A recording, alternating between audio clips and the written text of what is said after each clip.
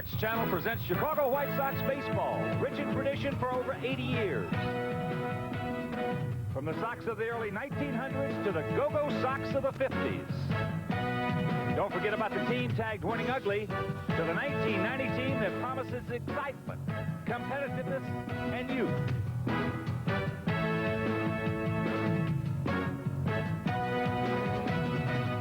Chicago White Sox baseball. Take your place in history. From Comiskey Park in Chicago, Illinois, Sports Channel presents Chicago White Sox baseball. This afternoon, the White Sox versus the New York Yankees. And the starting pitchers. For the Sox, it'll be the little bulldog, the southpaw Greg Hibbert. And for the pinstripers, the right-hander, Andy Hawkins. And hi, everybody, and welcome to Comiskey Park. I'm Ken Harrelson along with Tom Paciorek as the Sox get ready to take on the Yankees in the rubber match of this three-game set as they took it on the chin last night 10-7.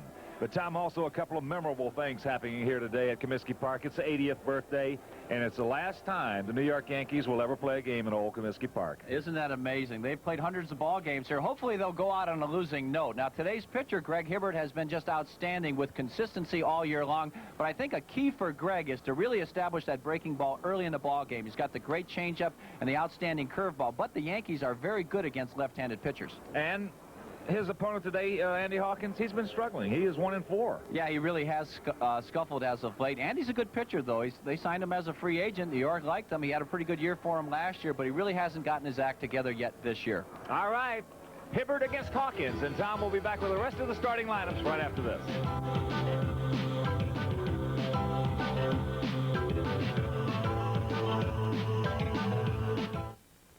Hi, I'm Paul Reese. Hope you'll join me next time on the bench when my guest will be one of baseball's best relief pitchers, the White Sox, Bobby Thigpen.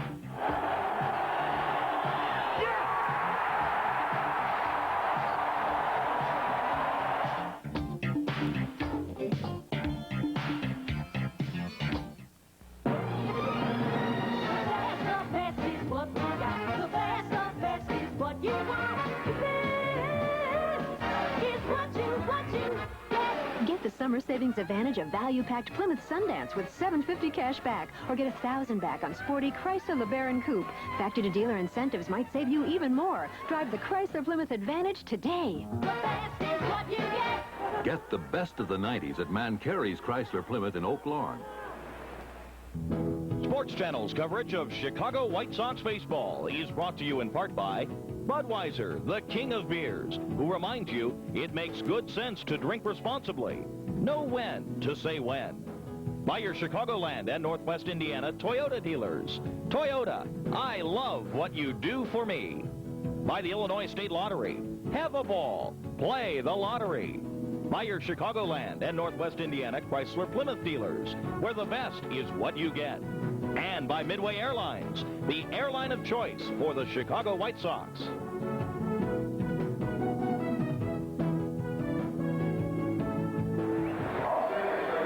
We're back at Comiskey Park in Chicago. It's a perfect afternoon for baseball. And before we get to the lineups, let's look at our between the lines for this afternoon's ball game. First for the Sox, they got to keep those three top hitters off the base. Kelly, Sachs, and Mattingly, very, very dangerous, the three top hitters in their lineup. So it's very important for Hibbert to keep those guys off the Sachs.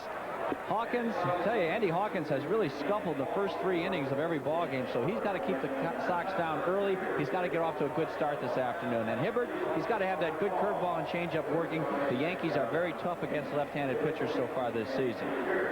So with that in mind, let's take a look at the lineups for this afternoon's game. First for the Yankees, as given by manager the Stumper, Stump Merrill.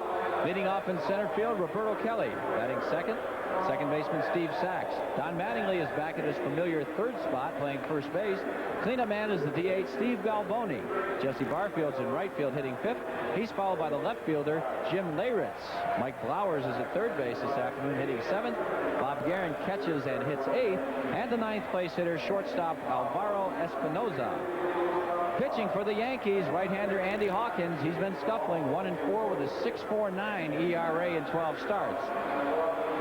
And he'll be facing this Chicago White Sox lineup given by manager Jeff Torborg. Leading off in center field, Lance Johnson. Batting second, third baseman Robin Ventura. Ivan Calderon is the DH this afternoon, hitting third. Cleanup man is left fielder Danny Pasqua. Ron Kittle returns to first base, hitting 5th. He's followed by catcher Ron Karkovice. Scotty Fletcher is the second baseman, hitting 7th. Sammy Sosa in right is the 8th place hitter. And bringing up the rear, El Capitan, shortstop Ozzie Guillen. Pitching this afternoon for the Sox, Hawks' favorite little bulldog, Greg Hibbert. Hibbert 6-4 with an ERA of 2.59 in 14 starts so far this season. Some more numbers, giving up only 79 hits in 90 1/3 innings, 25 walks and 44 strikeouts. In Greg Hibbert in his last start Monday against California, he won that game. Did another outstanding job going 8 1/3 innings, giving up 8 hits, no runs, walking none, and striking out 4. So control is a key factor for Greg Hibbert's success.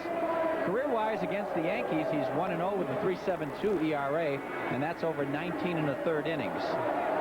The weather in Chicago, absolutely perfect for baseball. Clear blue skies, temperature at 66 degrees. Wind out of the north at 16, sunny and pleasant. Wind out of the north could be a good day for the pitchers. That wind blowing straight in from center field. The umpires today, at home plate Dale Scott, at first base Vic Voltaggio, Mike Riley, the crew chief, is at second, and at third Chuck Merriweather. Defensively for the Sox, in the outfield it's Pasqua, Johnson, and Sosa. Around the horn, Ventura, Guillen, Fletcher, and Kittle. And the battery this afternoon of Greg Hibbert and Ron Karkovice. There's Hibbert. We said early in between the lines, he's got to get good command of that changeup and curveball early in the ball game, because the Yankees are a much stronger team against left-handed pitching. They led the American League last year, 1989, in batting average against lefties. Look at the crowd, sun-drenched out there in center field. Another good crowd on hand. So Roberto Kelly ready to start things off. So here's the Hawkster. All right, Wimpy, thank you very much. And once again, good afternoon, everyone, and welcome to the 80th birthday of Comiskey Park. And the final time that you will ever see that uniform right there at Old Comiskey Park. Sox coming in with a mark of 45-26, 1 game back of the Oakland A's. The Yankees 28-44. They are 14 games back in the American League East in last place. But here's Kelly. He's 2 for 7 in the series. Takes it up high.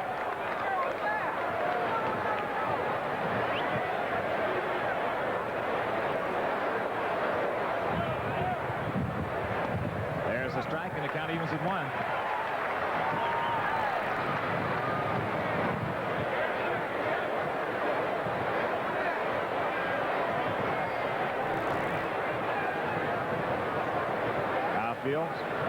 Bunch just a little bit swung around to the left as it's outside, and the count 2 balls and a strike. Kelly 4 homers, 22 RBIs, good speed. That's off the plate, and the count goes to 3-1.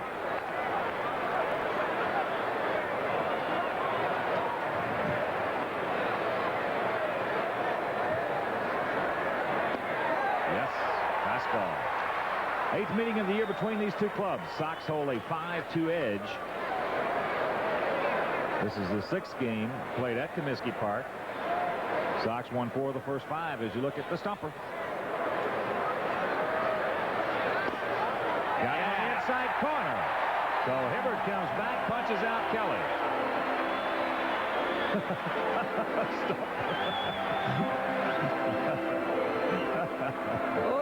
Big strikeout here by Hibbert. Look at it. It's a fastball. Looks like he cut it a bit. You almost call that a slider.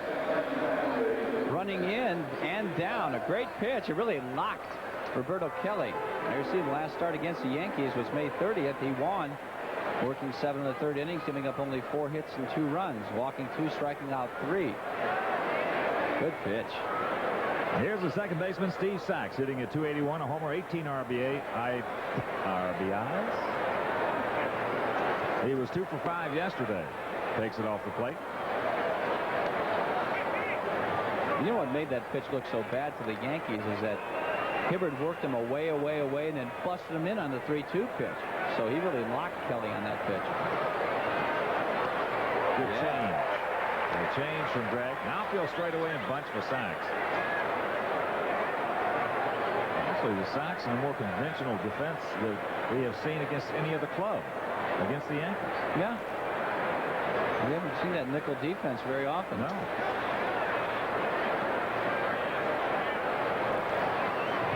1-1 pitch. There's that change again. Way out. Great arm speed on that particular pitch. That's the thing we talk about, Wimpy, for all the fans sitting at home watching it. You got to watch the motion, the rhythm, and the delivery, and the arm speed on Hibbert's change. And if he's got it, you can sit back and enjoy yourself a good White Sox ball game. That's very true. You'll get a lot of ground balls to the left side of the infield when he's hot. There's a curveball. Just got a piece of it. Well, prior to the game,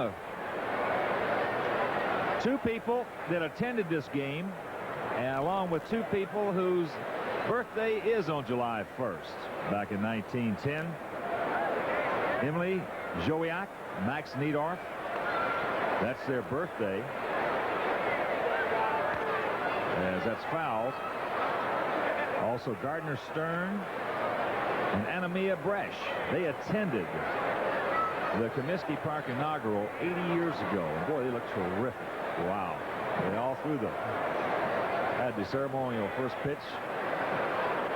Looked great. Here's the 1-2 delivery from Hibbert. Up high.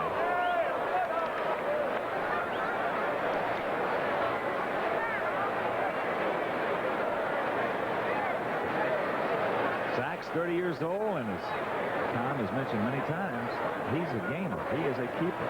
He plays hard. Like sitting off Hibbert, too, as you saw by that last graphic. Good pitch right there. Same changeup. We talk so often at Comiskey Park right here, bad hitter's background. That green just doesn't go up there high enough out in center field. And if you got a good changeup like Greg Hibbert does, it's really tough to pick up rotation on that particular pitch. So he could be very effective here in the daytime. That's into right field. Sammy fighting that wind. It was just the reverse of yesterday. It was out of the south, blowing out to right.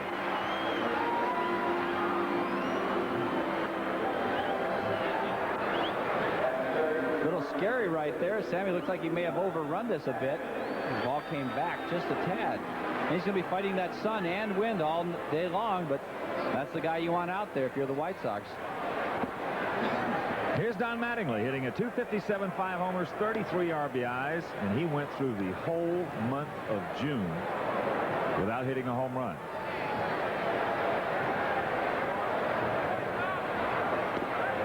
Yeah, that really doesn't surprise me, just watching him swing the bat these 2 days, Talk. I'm telling you, he doesn't look like he's trying. You hit home runs when you pull the ball. He's trying. He's just not getting the job done. It's a strike over. Well, I think to me, it looks like he's trying to hit the ball the opposite field. You're not going to hit a whole bunch of homers the other way. No, not Don. We mentioned he's not a slugger. No, That little comebacker right to Hibbert. Over the first, and that'll do it. 1-2 green for the little Bulldog, and after a half inning of play, it's the Yankees nothing, and the Sox coming to bat.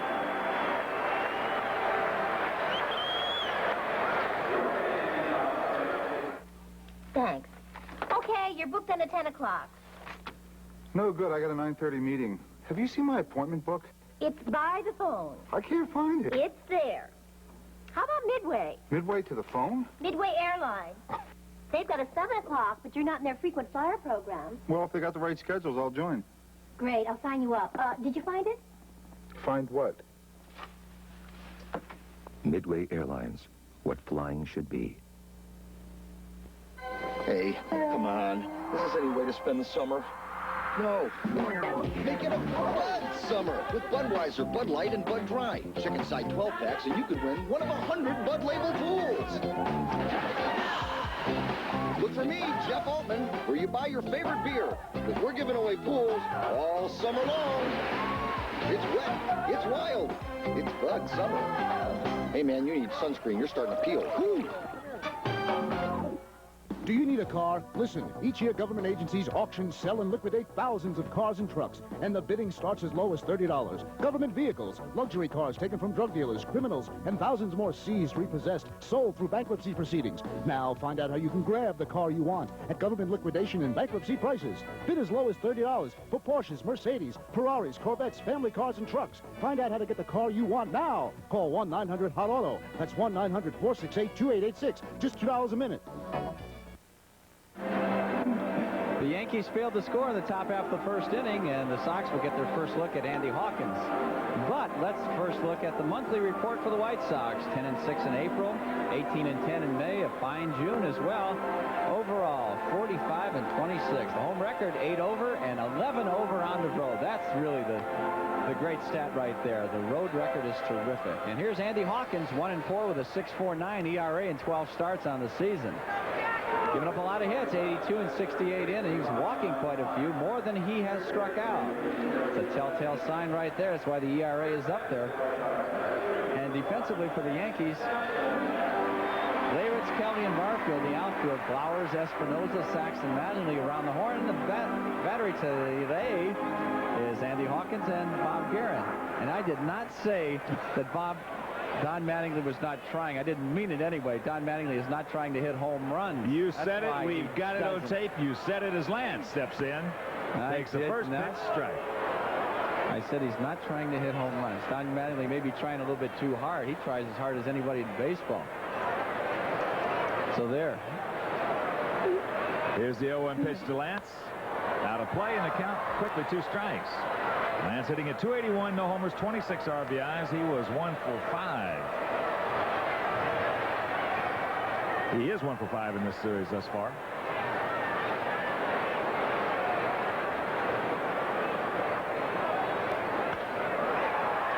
It's into left field. Jim Leyritz coming on, now fighting that win, and he makes the catch.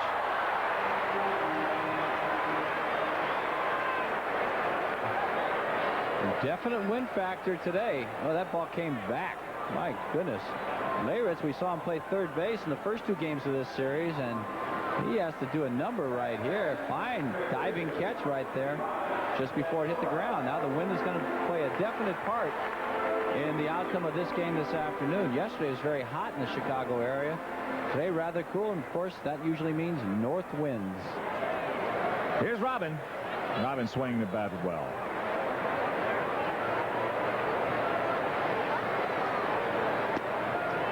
Takes a strike from Hawkins. Robin hitting .313 in his last 112 at bats.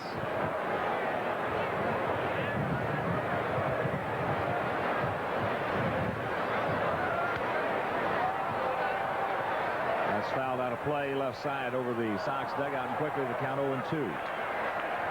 Andy Hawkins, from what I've seen of him, Hawk, is a high ball pitcher. He throws a lot of pitches above the belt, actually around the letters, and that is a pitch the White Sox are really going to have to take, especially on a day like today where it's going to really take a belt to hit it out of the ballpark. So if he pitches upstairs out of the strike zone, they swing at it, chances are they're going to pop it up.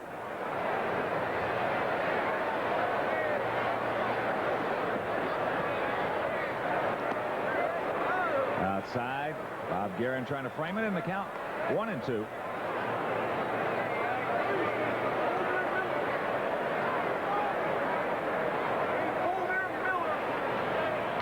That fastball hit hard into right field. Jesse goes back on the track, and he makes the catch. Robin smoked it right to Barfield. Couple of good plays to start things off for the Yankees defensively. There you see the fastball. Robin gets the head of the bat on it. Wynn may have brought that one back a little bit yesterday. It would have probably been a homer. Jesse Barfield with a fine play there in right field. He got a good jump on it. And that was a tough play because it was hit directly over his head. He had to take that drop step, run to a spot, and then look up and catch it. Fighting the sun as well. Strike on the outside corner.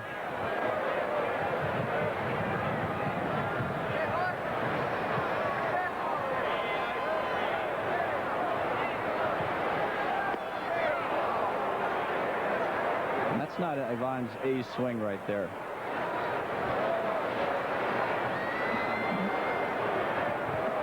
Hawkins had a lot of trouble in the first 3 innings. He's got an ERA of 8.39 over the first 3 innings. That's into right field as Jesse moves over, makes a catch, and very quickly a 1-2-3 inning for Hawkins. And after one, no score.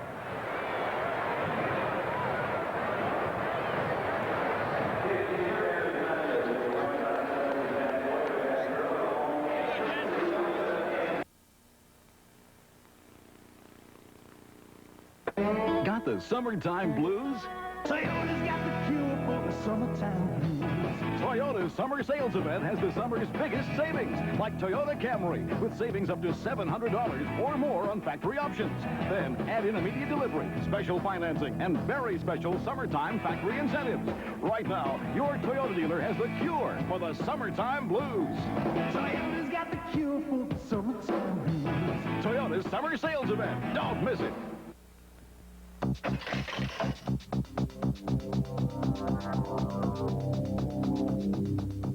cover the news in this town, you gotta have fast feet and a big heart, because this is a gutsy town, and nobody. Stock prices soared Monday to their highest level since last autumn, while analysts predicted the market may find little. As a sports writer, you can't just watch the game. You got to completely absorb it. Every play, every pitch, every strike. You never know what you'll find on a stage in this town. Chicago's brand of theater is like the city itself. It's bold, physical, nervous. Get it straight from the heart of the city, the Chicago Sun-Times.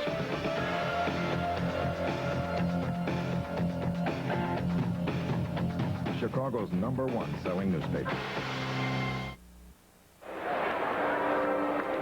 No score, top of the second inning. And there you see in the American League, Texas at Boston, California at Cleveland, Oakland at Toronto. Tigers take on the Royals in Kansas City, Milwaukee at Seattle, and the Birds against the Twins in Minnesota. National League, Atlanta at Montreal, Houston, Philadelphia, Cincinnati at New York, Pittsburgh at San Francisco, Cubs at San Diego, and St. Louis at Los Angeles as Balboni takes a strike from the left-hander Greg Hibbert. Bye-bye hitting at 306, 8, check that, 217, 7 homers, and 18 RBIs.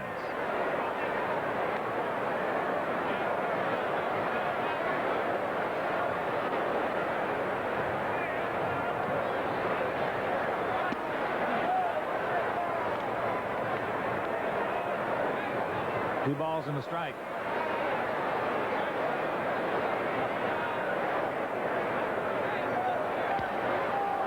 Left side Ventura.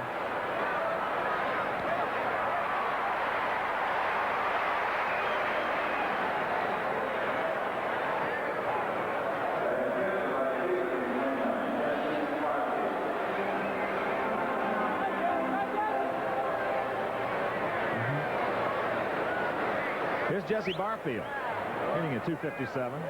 He's 3 for 8 in the series with a couple of ribbies. You missed it, Hawk, on our monitor back there. Kevin Seitzer just got nailed right on the KC of his helmet by Jack Morris. Hopefully he's all right. Barfield takes a strike.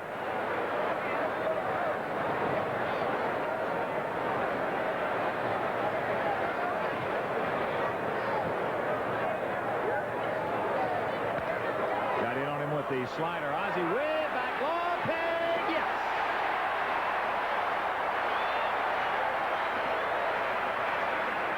Perfecto right there by Ozzie. Got jammed severely right here. And here's Ozzie making the backhand play. And you can see his right foot sliding because the grass is still a little bit wet after the ground crew waters the field. Just prior to the ball game, you see Jesse try to get that left arm through. Doesn't quite do it. And Ozzie sets, throws.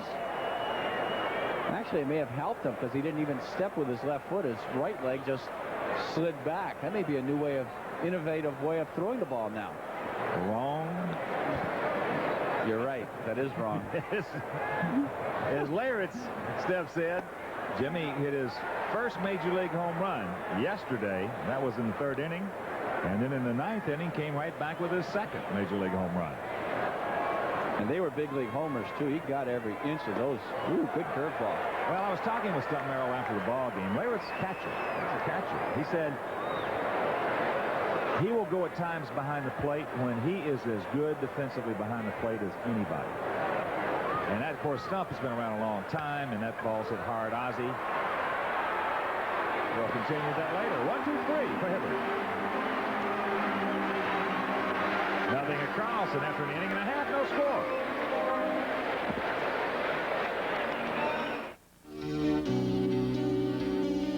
Time now to look back at a glorious memory from Comiskey Park's historic past. For 10 glorious years, the Sox jersey displaying number 3 was worn by White Sox great Harold Baines. The left-handed Sox slugger from Maryland was noticed as a youth by former White Sox owner Bill Veeck. Harold Baines proved to be one of the finest players ever to play for the White Sox. Harold is the all-time home run leader with 186. Well, there it goes. Deep center field. Will this be the record? Maybe. Could be. It's gone! A new home run record for the White Sox as Harold Baines hits his 155th home run. It ties the ball game 3-3, and Harold Baines is the all-time home run king for the Chicago White Sox. He is second in runs batted in with 819, third in doubles, and sixth in hits. As the Sox fans chanted Harold, Harold from the stands, Harold Baines delivered. He blasted 20 or more home runs, a club record, during 6 consecutive White Sox seasons. Harold represented the White Sox 4 times as an American League All-Star, and twice was named the Outstanding American League Designated Hitter 1987 and 1988.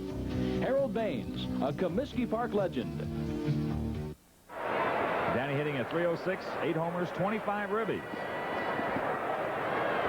He had one of the longer singles we have seen this year yesterday, and he hit a rocket off the top of the wall in right field. Carried right back to Jesse, and he held him to a single.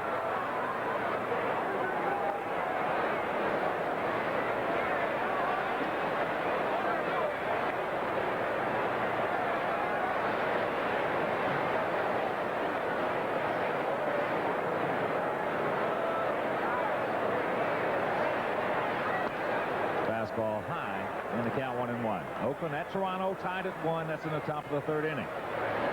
California at Cleveland tied at 2, bottom of the 2nd. Technically, bottom of the 5th. Off-speed pitch, pass go way out in front, and it's 1-2.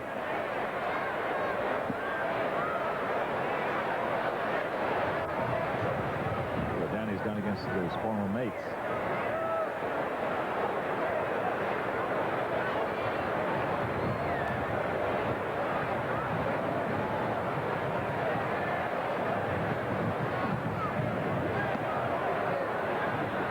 Two balls, 2 strikes.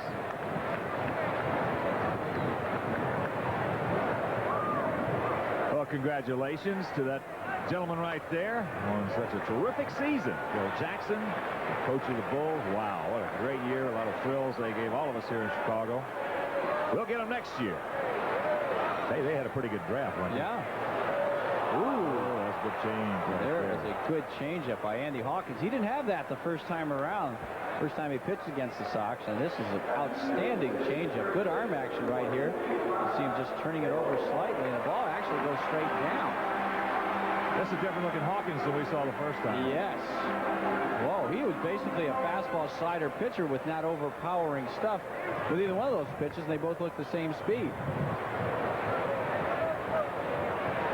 Here's Kitty. Of course, Kitty's homer won the opener, 1-0. That pitch up high. We're talking with Steve Shainwald, marketing director of the Bulls, yesterday, and Stevie was saying that foreign player, what's his name? They drafted Kulik there. Kulik, yeah. Kulik. 6'10" shooting guard. Great. That's awesome. They can't get him for this year, though, can they? No. But the thing is, you know, when you and I were coming up, if you were 6'10", you couldn't even hardly walk in a straight line. That's true. These guys today are just, it's not so much that they're getting bigger, it's just the bigger guys are getting more agile and better. Sure. Wow. That hurt. Got him on the left forearm here. See, he puts that right hand behind him to protect it. But, ooh, the left hand, yeah, right there, right in that elbow where that bicep comes in, forearm, that area. Ooh.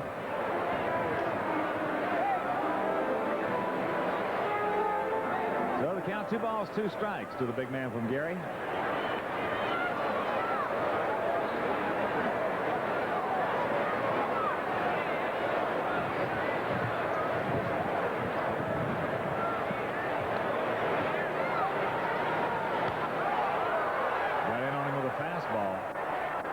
Just watching the signs of Guerin right here. Indeed, Hawkins threw a lot of breaking pitches in the first outing against the Sox. And Guerin's been putting the slider down in the curveball, and Hawkins been shaking him off. He wants to throw the fastball. So that's an indication that he has confidence in it, and he feels good. Yeah, he looks like he's got a little bit more zip on it. Now upstairs, you really can't chase it. As we said earlier, he's a high ball pitcher. He gets a lot of outs that way. Like well, that's fastball away, doesn't it? Yeah, he gave him the change, and Hawkins just looked at him as he strikes him out on the fastball. That's one reason I really enjoy watching the signs of the catcher, early in the ball game especially, because of the fact you can get an indication when he's putting down numbers. You can get an indication of how the pitcher feels. If in fact if the guy's putting down fastballs, he's going to the breaking ball. It tells you he didn't have a whole bunch of confidence in his fastball, and vice versa. Sure. Here's Cart hitting at .278, 3 homers, 7 RBIs.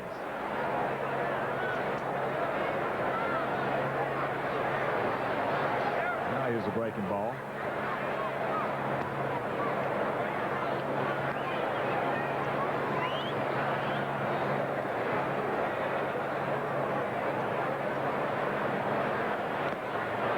Cart goes through the heater, and the count 1-1.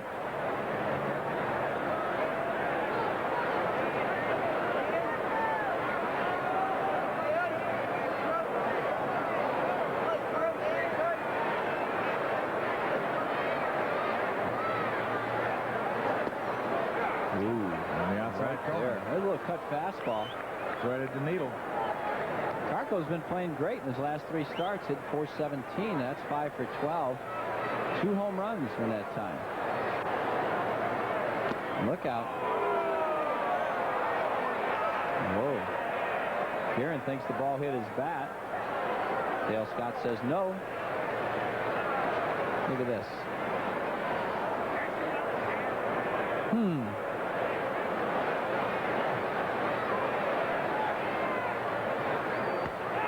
Jammed himself right there as Alvaro Espinoza, fighting the sun, makes the catch, and that'll retire the side. So both pitchers have retired the side in order in the first 2 innings. And after 2, no score.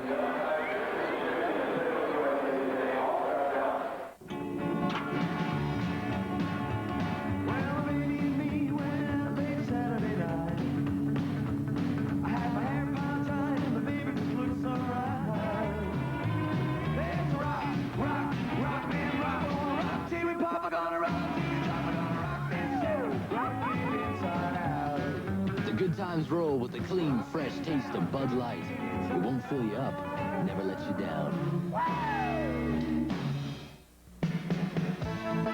say I'm lucky. I know I'm lucky. This is my lucky day. I found a horseshoe, couldn't go wrong. And then of course you happened along. Now I'm in clover. I'm glad all about this is my lucky. This is my lucky. This is my lucky. All of us here at Sports Channel would like to welcome our affiliate, Jones Intercable, and their subscribers in Lake Zurich, Illinois. Lake Zurich, yes.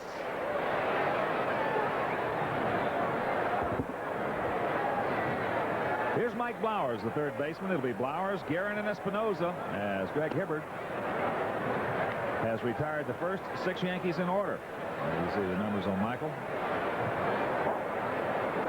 Another one of the Yankee rookies. They have 4 on this ball club, and as you mentioned yesterday, I think that's the first time I ever can recall 4 rookies on a Yankee ball club. Yeah, more often than not, you'd have 1 at the max. They don't like to go with the youth. They like that experience over there in New York, but it really hadn't paid off for them recently. So now the youth movement.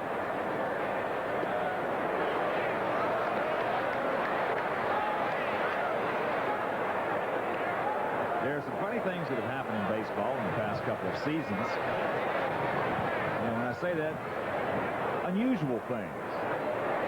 We saw a club assembled this year with the highest payroll in baseball. Where a lot of people were picking to win the American League West. The Kansas City Royals with a $23 million payroll. And last year we saw a Baltimore Oriole team relatively lower down in the pay scale, carry their season down to the last 2 days of the year before Toronto beat them out. And this year we're seeing the 1990 Chicago White Sox with the youngest team in the major leagues, and they are battling it out for first place against the high-priced Oakland A's. So some unusual things happening. That's Ozzie, two-hopper. Very unusual. You got to mention the word hungry. Who's hungriest for that title? Well, you know, when you're talking about the Sox being a low-priced ball club as far as salaries go, it just goes to show that there are some good decisions being made at management level. And all of a sudden you can have, because from a business standpoint, that's the optimum. Sure. The optimum would be what? To have the lowest paid club with the best record in baseball. Now that is the optimum. And the Sox 2 days ago had that. Yeah, that's amazing. Oh, both lowest pay plus and the best record. Of course, the better you get and the more games you win in future years, that just turns around. This guy's got to start making a little bit more money. Oh, yeah. Oh, sure. No, you can't have that year in and year out. That's right. You will never have that 2 years in a row. Never. No. 2-0 the count to Guerin. Well, I've said about Kansas City from the get-go, if George Brett did not have a good year, a great year, typically George Brett in his prime, Kansas City wouldn't be a factor. Here's Larry Himes, Dr. Frankenstein. He created this monster over here. That's outside, and the count 3-0. Never upset with himself. Well, I picked Kansas City to win the West. I thought with that pitching staff that they had assembled over there, it could equal the one in Oakland. As you look at Jeff Torborg, what a job he and his staff have done this year. I'll tell you, they have been consistent. They have been consistent. The manager and the coaches, the players come to the park every day. They know what their role is. They know what they're going to do. And that's the best thing you can give a ball player. Fastball strike. Well, the one thing that I've noticed about Jeff and the coaching staff that I absolutely love is when a player messes up, they get to him immediately. As soon as that half inning is over with, they tell him what they did wrong and tell him, hey, don't do it again. There's strike two. And it really works. I've seen managers never just let the whole thing blow over, even with a veteran team, and never even pointed out. Never even pointed out the next day, and that doesn't work. A lot of those managers that you've seen do that are scared. Afraid of the players. And that's just, during the course of the season, they will continue to make that same mistake. White Sox players don't make the same mistake, very often, twice. Except on the base pad. Well. They are a running bunch of Jessies once they get on first base. Got to get the lasso out to stop them, but it's worked. Broken bat. Ventura. To go. That's a nice. Well, Greg Hibbert. Tell you how effective he has been so far, retiring the first 8. He has 1 strikeout, 1 flyout, 7 ground balls. And 6 of them have been to the left side of the infield. So when you see that, you know that Greg Hibbert's having a good day because they're trying to pull that off-speed pitch. Plus the fact that he was 3-0 on Guerin. I like it. He came back. He was 3-1 on Kelly. He came back and struck him out.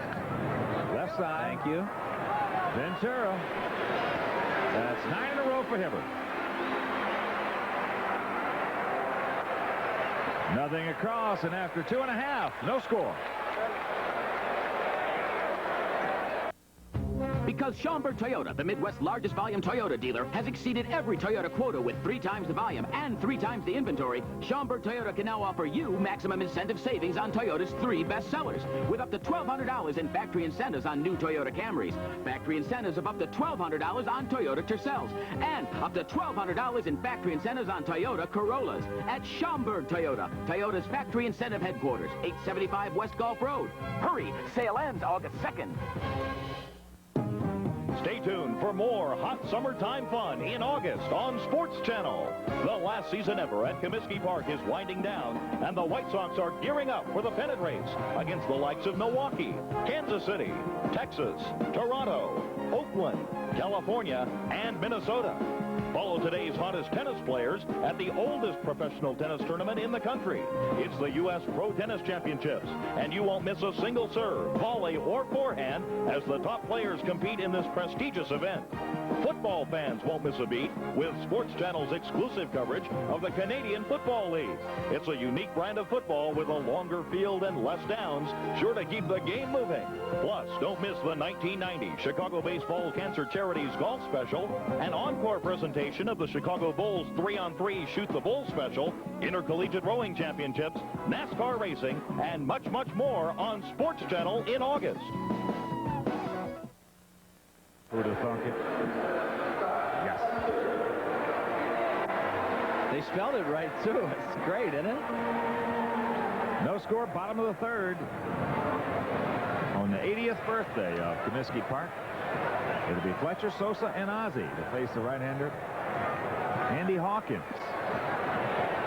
Nary side has had nary hit or nary base runner. That's in the right field. It's an interesting oh, you got something to say there, Hawk? Go ahead. How about you, as a matter of fact? You get the inside scoop on Chicago's boys of summer. Tomorrow at 6:30 on White Sox Weekly with my partner, Wimpy. You'll see highlights from the Sox sweep over the Angels in Anaheim to put them on the top of the AL West. Also, Sox skipper Jeff Torborg begins a series of proper catching techniques. And don't miss White Sox Weekly. For this and more, tomorrow at 6:30 on Sports Channel. And also, Jeff will be modeling the new Sox uniforms for 1991. And it's White Sox Weekly tomorrow, 6:30, with Tom Paciorek, Jeff Torborg, right here on Sports Channel. Sammy takes the breaking ball strike. Little slurve there. I haven't seen the new uniforms, have you? No, I heard they're gorgeous. No. They'll be nice. Make sure your first look tomorrow night.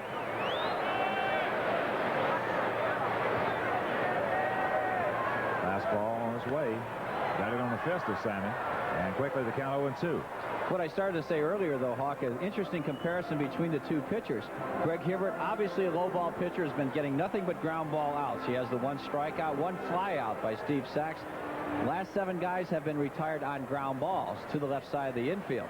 And on the other hand, Andy Hawkins, get to that in a second. There's a fastball up and away. He has 2 strikeouts, and everybody else has been retired in the air by fly balls. Nothing hit really hard except for Ventura, so he's a high ball pitcher.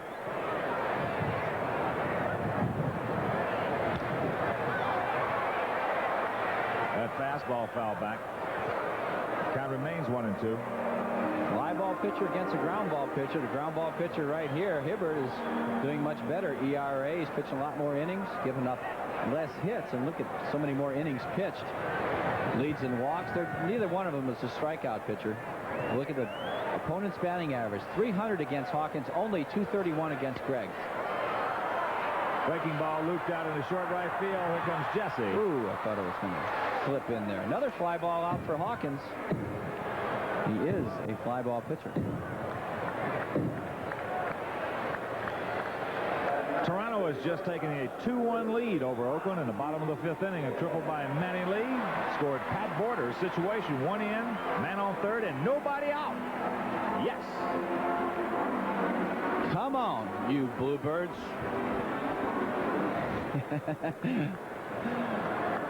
Here's Ozzie. Ozzie 0 for 7 in the first 2 games.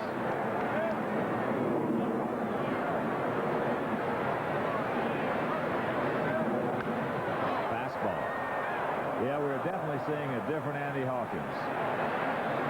He has a lot of confidence in that number 1. And what they'll tell you is besides velocity, he has a lot of confidence on his location.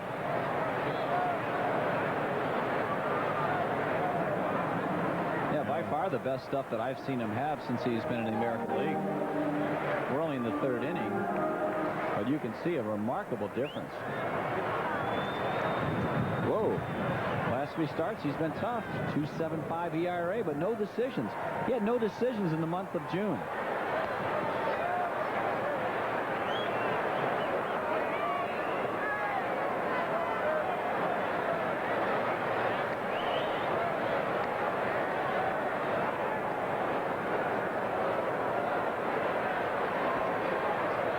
Here's a 1-1 fastball. Took just a little something off that one, missed outside. Yeah. Ball tailed away, went down a bit. Turned it over on him. Mm-hmm. He's got a few more pitches, looks like, to work with. Last time we saw him, he was through a cut fastball and a slider. That was it. That's hard. He had a right, too. Alvaro Espinosa. And that'll do it for the Sox. Another 1, 2, 3 inning. That's 3 in a row for Hawkins. And after 3, no score.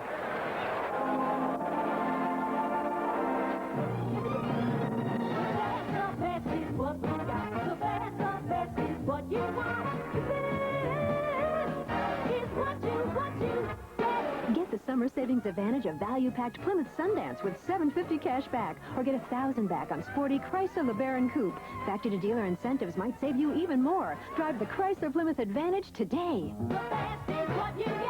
Get the best of the 90s at Aero Chrysler Plymouth in Midlothian. How do you get real premium beer taste in a non-alcoholic brew? You start with a real premium beer. That's how Anheuser-Busch makes O'Doul's. O'Doul's is carefully brewed, fully fermented, and cold-aged. Then the alcohol is naturally removed, retaining all the great taste. So how do you get real premium beer taste in a non-alcoholic brew? Ask for an ice-cold O'Doul's. O'Doul's, the taste will win you over. Bulls fans, we don't sit on our hands. We make the loudest noise in Chicago town. We raise the roof right up, and the sound comes down. We are the 6th man. Coming this summer, Budweiser presents We are the Bulls fans. the Shoot the Bull 3-on-3 Classic. There are divisions for all ages and levels of ability. Call 943-5800 for details, or We are the 6th man. check the Chicago Tribune. We are the Bulls fans. Here's a reminder that White Sox games are always more enjoyable with a group of friends or colleagues. For more information on single-game Sky Suites, special group rates on picnic and patio parties, call the White Sox Group Sales Office at 312-924-1000. And there are suites still available for this homestand against Detroit and Baltimore. So come out and see the Sox and enjoy it from one of those great Sky Suites. Roberto Kelly hits the first pitch to Ozzie. Thank you. Ozzie has been a busy camper out there. That's 1, 2, 3 ground ball outs for him. Pretty routine for the Ozaroo. Tell you what, Greg Hibbert's really got an advantage, don't you think, Hawk, having those two guys on the left side of the infield when you know he's going to face a lot of right-handed hitters and they're going to inadvertently try and pull him. They won't be effective doing it, but Ozzie and Robin Ventura on that left side of the infield have just been terrific. I think it's the toughest side, left side of the infield in the American League. Don't know about the National League, but in the American League, in my opinion, that's the toughest side to get a ball through. Right here with Ventura and Ozzie. And with Greg Hibbert, of course, taking advantage of that, being a low ball pitcher. He appreciates it as much as anyone. I would say the next toughest would be Fernandez and Gruber. Yeah. I don't think Kelly has as much range at third as Robin, and for that reason, that's the reason I think that ours is a little stronger, a little tougher to get it through. Sure. 2 balls, no strikes to Sachs. Fly to right. Can't think of anybody else. No, there's not. In that league. Not in this league. That's broken bat right side. That's good. Let me finish that stick. Good pitching. Steve Sachs trying to go the other way, but it's nubs it off the end of the bat. So he's 0 for 2. Well, our boy Junior Felix came through with a single to score Manny Lee. So the Blue Jays 2 runs in, man on first, 1 out as they lead the A's 3-1. Bottom of the 5th. All right.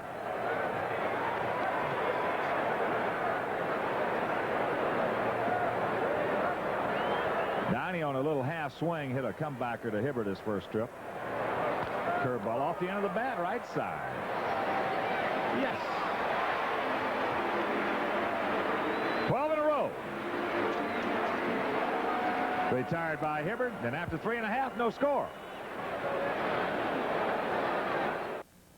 I've always loved watching baseball. Nothing beats an ice-cold Coke at Comiskey Park. But being from a family of centers, I was never too good at playing baseball. You could get hurt trying to catch a curve this way. Kids, get White Sox baseball cards at the July 29th Sox-Brewers game. And hear the Sox on all new 67. The last season in historic Comiskey Park. Years from now, you'll say you were there. There's one of the original Crimson Fannies right there. Yep. You never did that, did you? Never. Here's Lance. He popped up to left field. That would ruin all the wonderful things I think about you. Outfield, short, swung around to the left. Takes it up high. Here we are in the bottom of the 4th inning. And nobody has reached base yet. Mercy. Pretty unusual. Both pitchers are in a pretty good groove, though. No doubt about it. They're both working very quickly. They're getting it and throwing it. They both have a good routine. Yes, very much so. They're not thinking a whole lot. Don't give the hitters a whole lot of time either. And plus, their defense has been very good, too. They're on their toes. Sacks.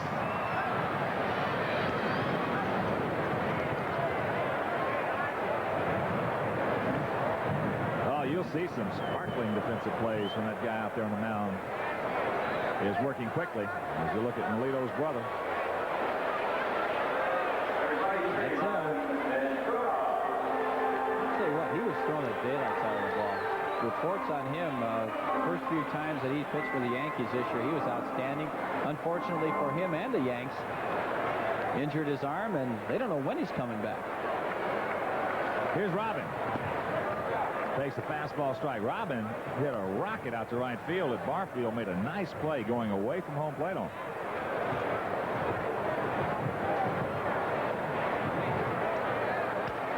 There's another hard hitter. Right to Sox. Quickly 2 out. Yeesh.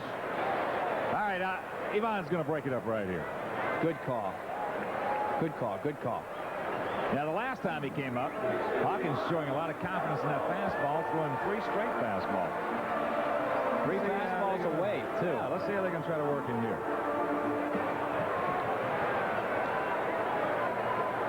Change, some sort of breaking ball.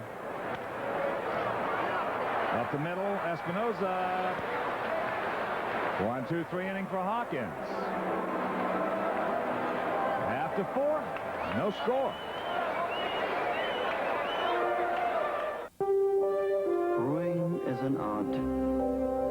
I've done it for years. I love working with nature's own ingredients. I love carrying on a skill that's been passed down for generations. And I love reaching that moment when a good beer becomes a great one. We brew our beer with great care.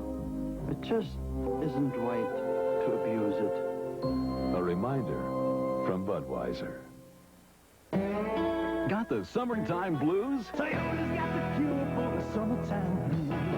Toyota's summer sales event has the summer's biggest savings, like Toyota trucks, with savings up to $700 or more on factory options. Then add in immediate delivery, special financing, and very special summertime factory incentives. Right now, your Toyota dealer has the cure for the summertime blues. Toyota's got the cure for the summertime blues. Toyota's summer sales event. Don't miss it. That That's the story, top of the 5th inning. And a reminder, Milk Duds and Jolly Rancher candies offer kids a chance to become a celebrity bat boy or girl. Winners receive great prizes and the chance to go down on the field here at Comiskey Park to meet Sox players. And today's winners are Jaime Baum and Lucas Niekamp. Here's Bye-Bye. Bounced out to Ventura his first trip. Takes a fastball off the plate. Who are those guys again? Balboni. It's high in the count, 2-0.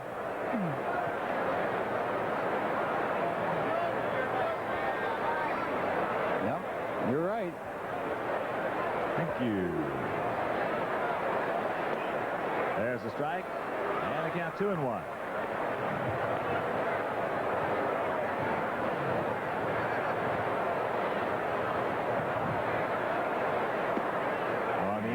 Corner of beauty.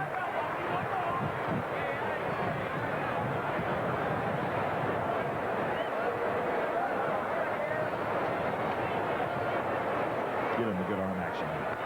He did. Pops him up. Ventura on a good change from Hibbert.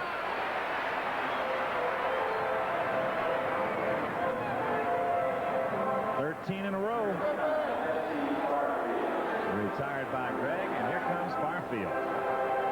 He's really fooling those Yankee hitters with that outstanding arm action on the changeup. Sometimes it's not in the greatest of location, but the arm speed is so good, and the change of speeds just excellent. Boy, that's a good call right there, Wimp, because even if you do, as you mentioned, make a mistake in location, if you've got that good arm action like Hibbert has had thus far, you can get by with some mistakes. Sure. And that changeup makes that fastball look a little bit quicker, too. About 1.5 feet. Oh, yeah. Here it comes. Give him that good arm action, did he? That's it. Get foul. Going foul. Great play. My goodness. Bare hand. Our fans just shine. They are outstanding. This guy will not be denied. Get some high fives. You deserve it, buddy. I don't like that hat he's wearing, though. No, but look at these hands. Huh, piece of cake.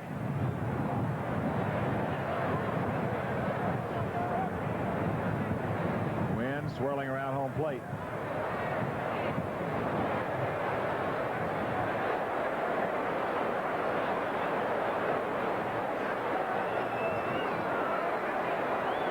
But he hit a good spot right here. Just misses the outside corner, and the count 2-1.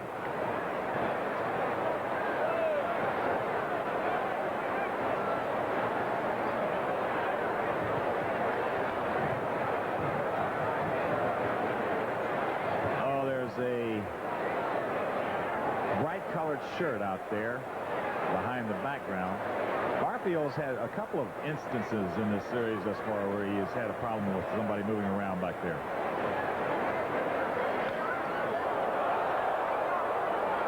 Watch out. That fastball completely fooled him. Jesse was sitting on that local right there and got the express. Yeah, he did. He was way late.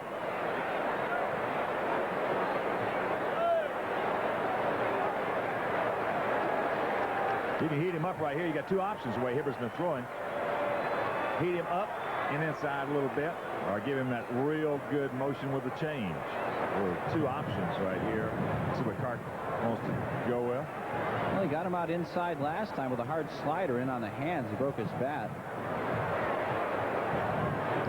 I don't know. That's the whole thing. Here that comes was the like change. yeah. Yes. Yeah. There's that good change.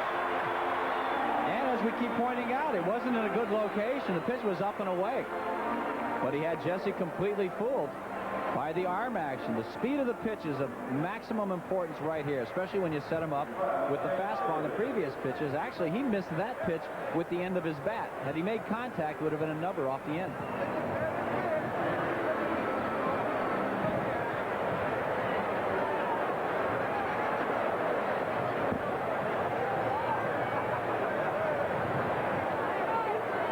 Here's Leyritz.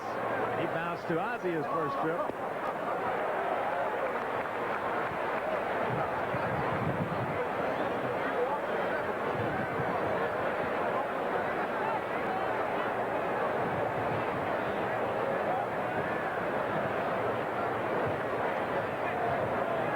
Jimmy, just 26 years old. We were talking about him earlier that Stump Merrill says that he's just not durable behind the plate. But when he is back there, that he's as good as anybody.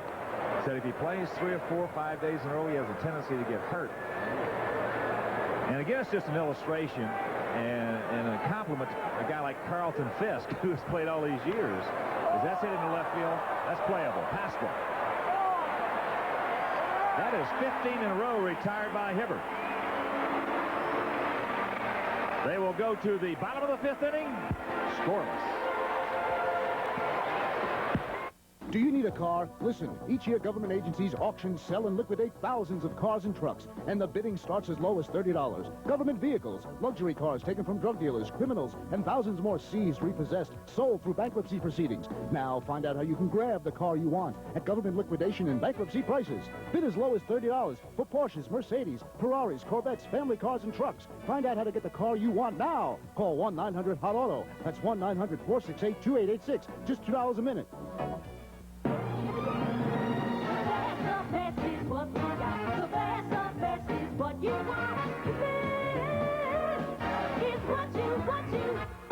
Get the summer savings advantage of value-packed Plymouth Sundance with $750 cash back, or get $1,000 back on sporty Chrysler LeBaron Coupe. Factory to dealer incentives might save you even more. Drive the Chrysler Plymouth Advantage today. The best is what you get. Get the best of the 90s at Larry Roche's Elmhurst Chrysler Plymouth in Elmhurst.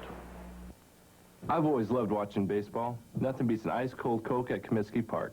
But being from a family of centers, I was never too good at playing baseball. You could get hurt trying to catch a curve this way.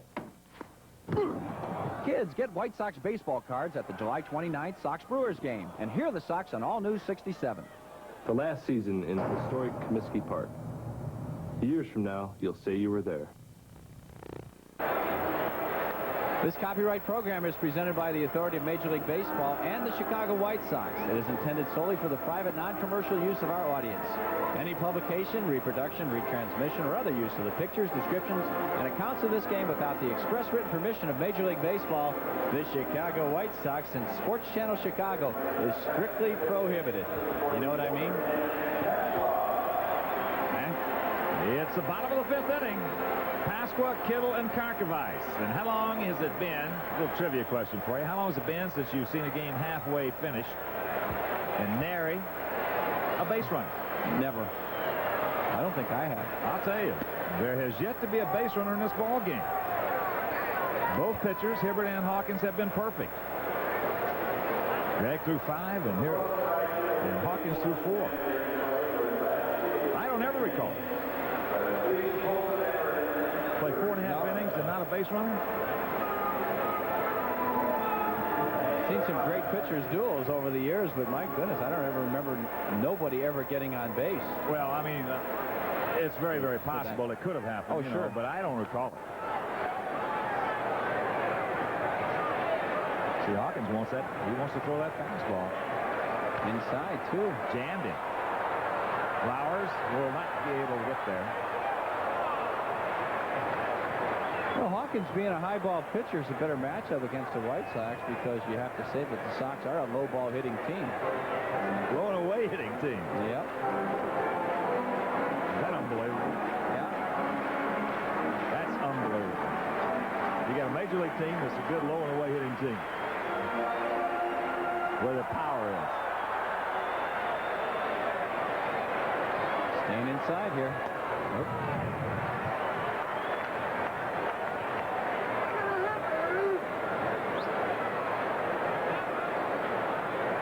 To throw that fastball again. Guerin trying to get him to throw the change. And there's the high heat as Tom talked about.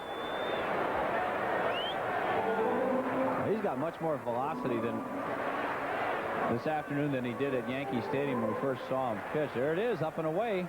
Manny Pascal wants that pitch down a bit. Jammed him again. That's jammage right there. He didn't even hit it high enough for the catcher to get over there and catch it. Guerin didn't pick it up real quick. He thought the ball was out of play and then tried to, but you're right. He still couldn't have made the catch. Oh, he's living inside on Pasqua. Well, you can see it coming as far as Hawkins, you know, as we mentioned back in the 2nd inning. Wimpy, it's when Guerin was putting down the 3 and the 2 and the change, and he wanted that number 1. Boy, that'll tell you a lot about a guy, how he feels that day. He obviously believes in that fastball this afternoon, no doubt about it. Well, Mark Connors is the bullpen coach over here, and I think one of the more astute pitching minds in the American League. And that's popped up left side. Jimmy Lafritz fighting that wind. Makes the catch. And of course, Mark Connors, Billy Connors is a pitching coach, but I'm sure they confer. Mark Connors is a great believer in the fastball. And you show me a guy who's really a great believer in the fastball. It's like Gabby Hartnett. I was fortunate enough to be on a team that he was a coach on when I was a rookie in Kansas City as Kitty steps in. He says, in his opinion, Gabby's opinion, the secret to being a good catcher was taking a guy's second best pitch and making it an out pitch. If you could take his second best pitch and make it an out pitch, then you're doing your job as a catcher. Now, what he's saying by that is you're taking a guy's best pitch because it's hard to get by on 1, and you're giving him 2 alternatives. There's a breaking ball, one of the few he's thrown, and the count 1-1. Well, another thing that he has changing speeds a lot better. He was pretty much one speed. He's throwing hard fastball, hard slide, and they really weren't that hard. Now he's got it throwing somewhat of a slurve and a changeup this afternoon. Jammed him with an inside fastball. Blowers coming back. Yep.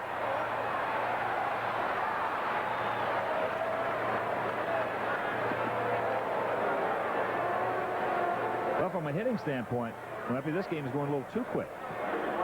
Yeah, it is. You know, from a hitting standpoint, like if I were playing in a game like this, I'd just take all the time when I went up to the plate.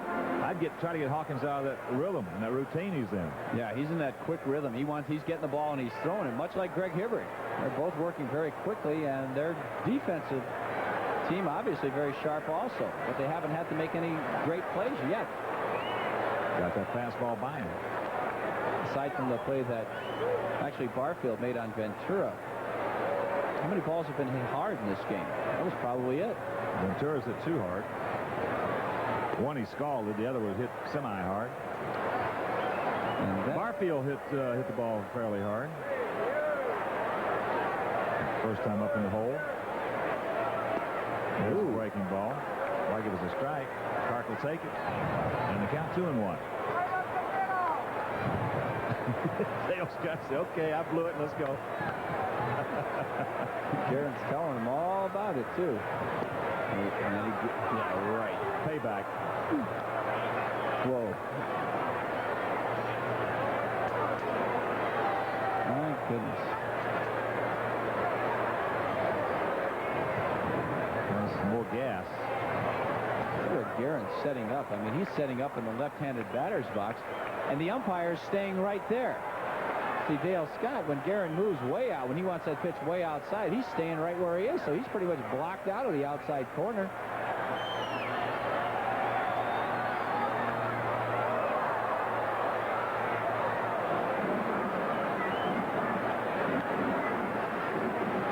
We're seeing a nice thing here as far as the art of pitching and catching today. We're seeing 2 batteries that are really in sync together. They're working as a tandem. That's inside. Ball 4. That's the first base runner of the ball game with 2 out here in the bottom of the 5th inning. And the Yankees don't like it. That was a fastball. It really came riding in on Karkovice. Let's take a look at it. That ball's running inside, in and off the plate.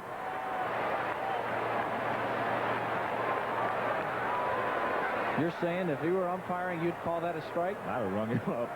Yeah, well, I mean, you can't give him a couple inches on the inside, give him 3 inches inside after giving him 3 inches on the outside. Well, how big is that plate now? They've got something good going out there today. I'd have rung him up. Here's Fletcher. You and Ed Runge. That ball gets away from Guerin. Here goes Clark. Look at the effort by Bob Guerin. Mercy, what a good effort. I would imagine it'll be a pass ball.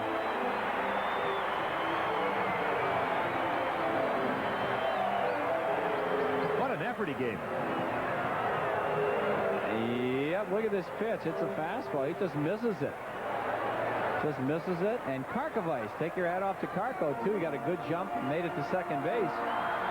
There are some guys in this league that would have not budged off of first.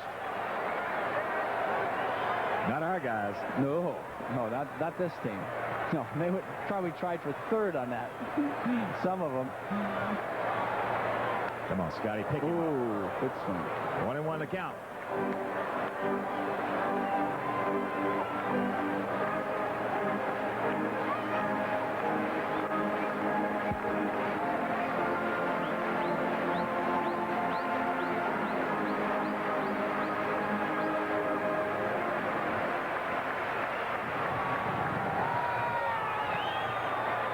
Broken bat single, Scotty. Come on, Scooter. You can do it. That's what players say to themselves on the bench in a situation like this. Oh, blip one over a second, Scooter. Oh, there's that inside fastball. 2-1 to count. Scotty's hitting .476. He's 10 for 21 against the Yankees this season with a homer and 4 RBIs. He's 7 for his last 16. 3 hits yesterday. Coming alive.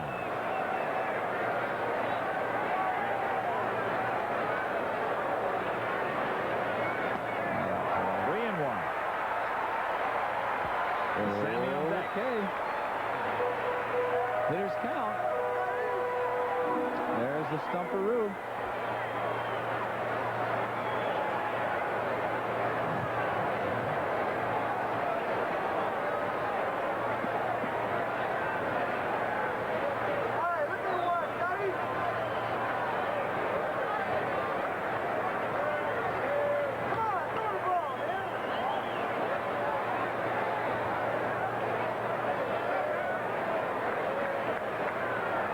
This. Breaking that rhythm. First time that Andy has had to work from the stretch. Now all of a sudden they put their signs. A little miscommunication. And Scotty in good shape right here. He'll be looking for that gas. He gets it, jump all over it.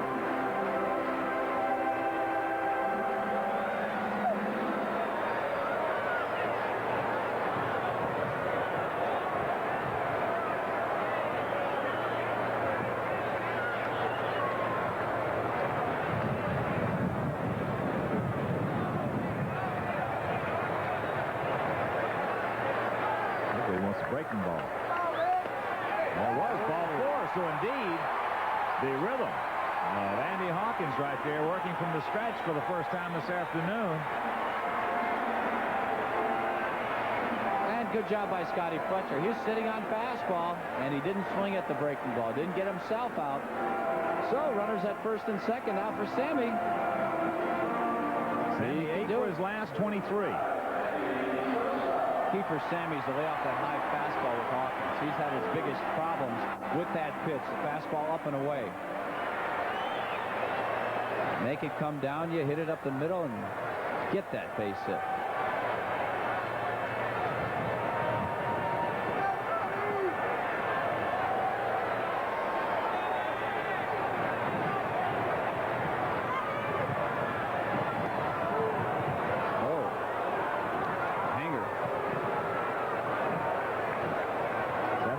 Particularly care for that one.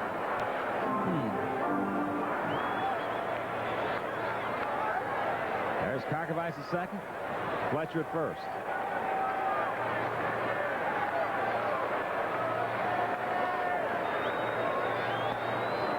Lays off the high gas.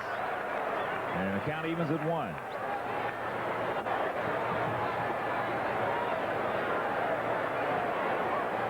When the day comes that that young man right there, 21-year-old Sammy Sosa, as time as the spouse so often learns how to lay off the high fastball up out of the strike zone, you're going to see one heck of an offensive player.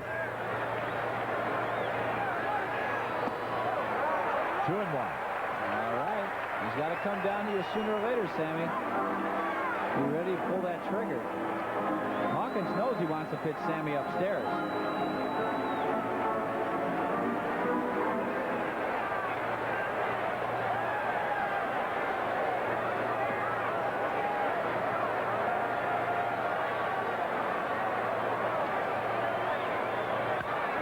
He just misses it, I think. Way back, I don't know. As Langford's, now the wind's got it. Oh! And he makes the catch.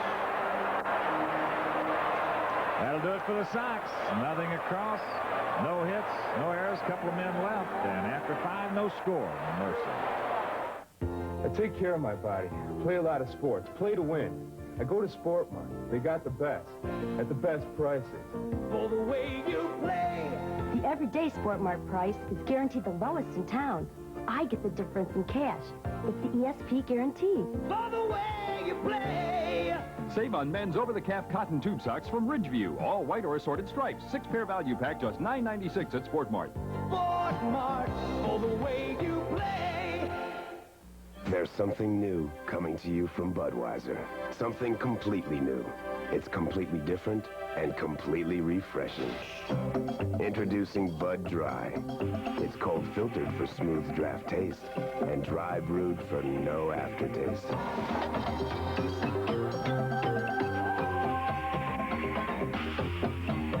So if you're looking for smooth draft taste and no aftertaste, try Bud Dry. No score, top of the 6th. Here's a reminder, the White Sox are offering fans a unique opportunity to go back in time and experience a game at Comiskey Park in 1917. Breyer's Ice Cream's Turn Back the Clock Day will take place Wednesday, July 17th, when the Sox take on the Brewers at 1:35. White Sox will wear 1917 replica uniforms. General admission seats will be 50 cents, and all other tickets half price. You can't beat that deal. Call Ticketmaster at 312-559-1212. Look at Hibbert, 59 pitches, 37 strikes. Left side Ventura.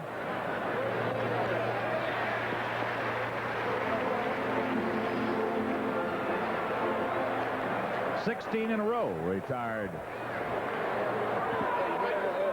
Sox southpaw.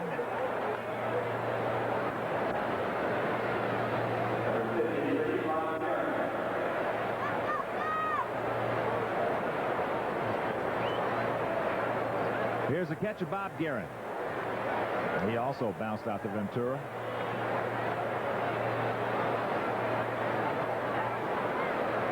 Then 4 ground balls to Robin. 4 to Ozzie.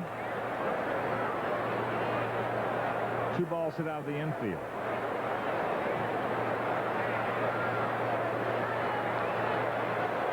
Good change. Excellent.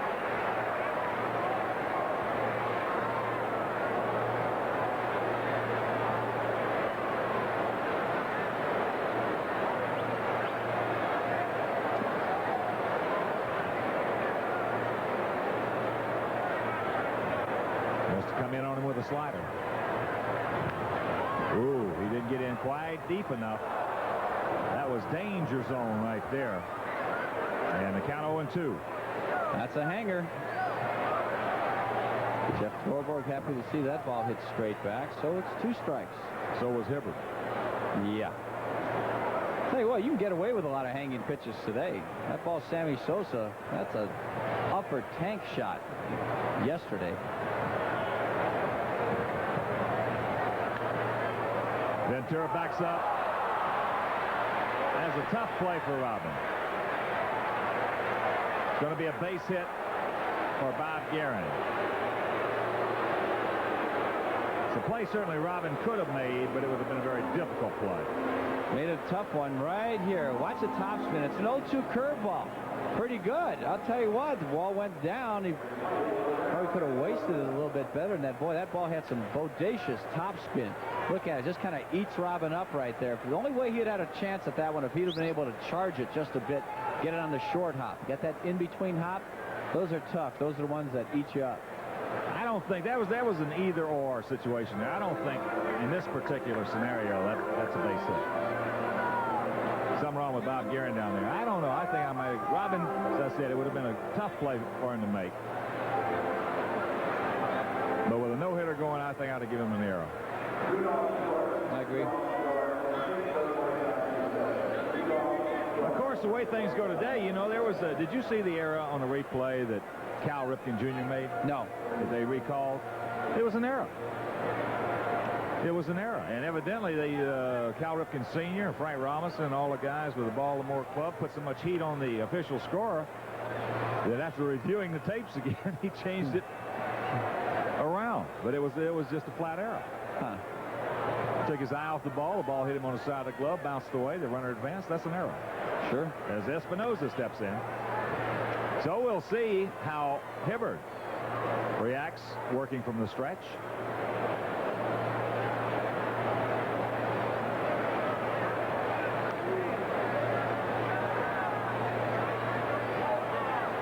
First hit of the ball game right there. And Ozzie with a stop now tries to make the play with the glove. What an excellent effort. Now there's a base hit. On a hit and run. So 2 infield singles by the Yankees here in the 6th inning. Have Hibbert in a jam. There you see, it is hit and run. Espinosa handles the bat very well. Ozzie coming across. Just couldn't make it. He tries to flip it with his glove. That's the kind of presence on the field Ozzie has. He knows he can't get up and throw anybody out. Like he tries to flip it behind him. Can't make the play. So Roberto Kelly, very dangerous hitter. 2 runners on and only 1 out here in the 6th inning.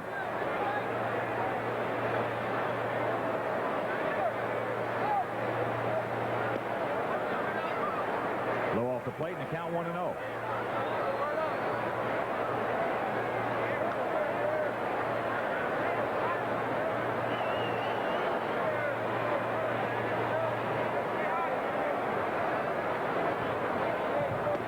Good fastball by Hibbert.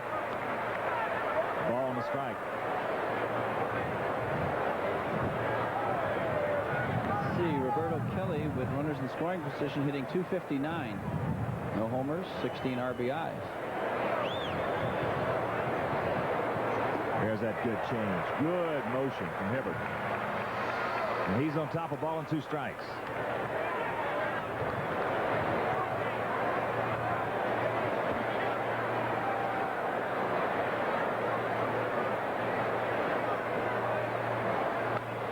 There's that change again. Kelly trying to stay back on it. There's the on-deck hitter, second baseman Steve Sachs.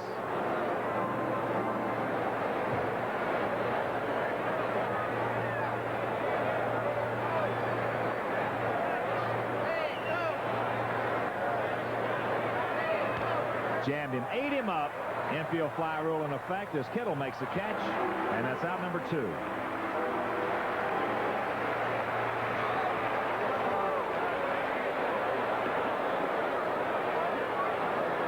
He did that. He set him up for that pitch with that good changeup down and away. So there's 2 out. Steve Sachs, ever a dangerous out, is the hitter now. Saxey, runners in scoring position. He's hitting .255. Well, I agree with you here in respect.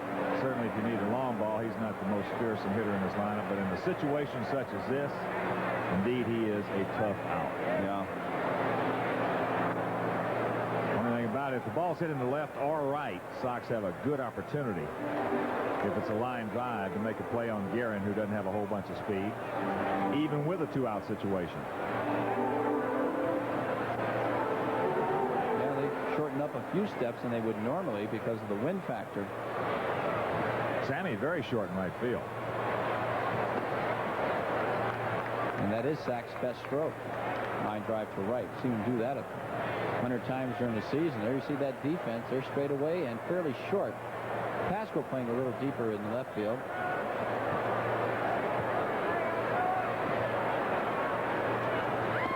Good fastball strike, and the count evens at 1.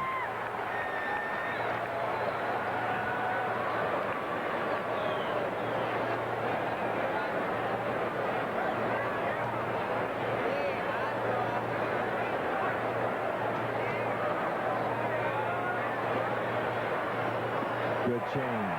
Excellent change. Jim Dandy.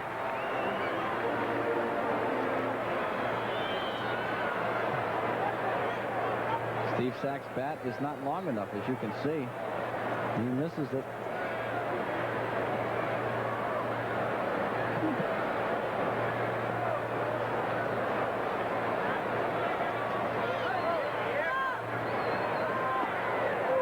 Oh, high. 2-2.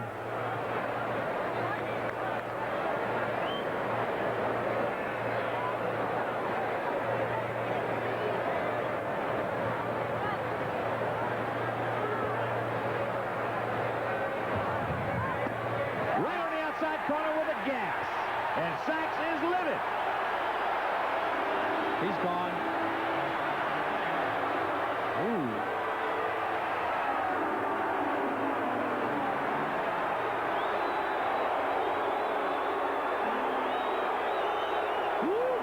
Boy, did he get that crimson fanny again.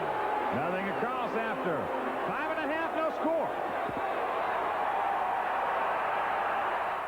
Monday, July 30th on American Movie Classics. You're Norma Desmond. Used to be in silent pictures. Used to be big. I am big. It's the picture that got small. The legendary Gloria Swanson gives her most memorable performance in the fascinating portrait of a dream world turned to nightmare. All right, Mr. DeMille, I'm ready for my close-up. William Holden co-stars in director Billy Wilder's Oscar-winning classic, Sunset Boulevard. Monday, July 30th, 8 Central on AMC. There's something new coming to you from Budweiser. And if the label turns your head, wait till you taste it. New Bud Dry. The first beer cold filtered for smooth draft taste and dry brewed for no aftertaste.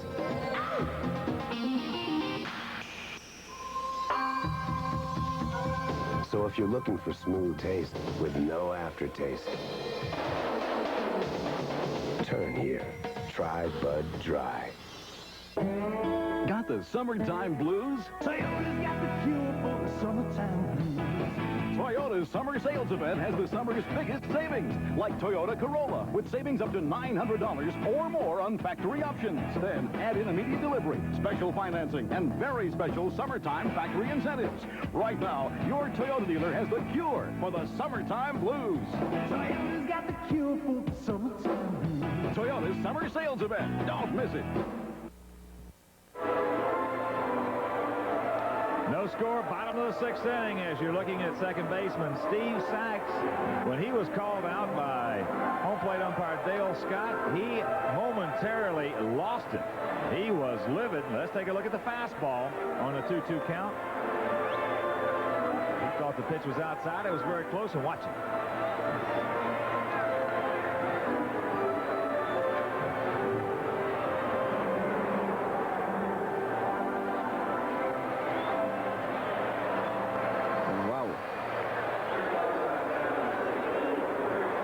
As you mentioned during the break there, it's amazing that he did not get run immediately. Yeah. So obviously there was no vulgarity involved face-to-face with Scott. Exactly what I was going to say, yeah. That's right. Well, here we go. Hey, you know Hawkins is still working on that no-hitter. Every time you say that, boy, you're right. Every time you say it. Here's Ozzie. Ozzie 0 for 1. No runs on 2 hits for the Yankees. No runs on no hits for the Sox. You know, the other night I went home and I was watching the Valenzuela and Cincinnati game. I watched it for 2 innings there. I was having a sandwich. That's into left field, right at Jimmy Leyritz. One gone. So I was watching it, and the score was, what, 3-0 at the time or something. It was like the 6th and 7th innings, or 7th and 8th. They didn't say one thing about the no-hitter. No kidding. I tried, you know what I did? I thought the game was over, so I switched channels to watch a movie. The next morning I wake up and here he pitches a no-hitter. I couldn't believe it. Wow. I mean, that's carrying it a little too far to the viewer. Sure. Here's Lance. Lance has popped to second. He's bounced. Popped to left, and he's bounced to second. And a reminder, the next Shy Sox Coca-Cola luncheon will take place on Tuesday, July 24th at the Hilton Inn of Oak Lawn starting at 11:30 a.m. The luncheon will feature Jeff Tallborg and Ron Kittle and is co-sponsored by the Chicago Sun-Times. So for more information, just call the Sox at 312-924-1000. Here comes the base hit. Lance Johnson's a high ball hitter. Andy Hawkins a high ball pitcher. That's the equation. Here's the solution. Oh. Sox gets a nice Butterfield bounce. All right. Robin Ventura. I'm going to stay with Ivan. I'm going to say Ivan is going to break it up. Well, let's get Robin on base, and he can maybe hit one out of here. Yes. Sammy Sosa came closest. Oh, he drilled that ball for the last out of last inning. Should have, could have been a 3-run homer, but no. The win. Robin lined deep to right his first trip. And then he bounced hard to second in his second at bat.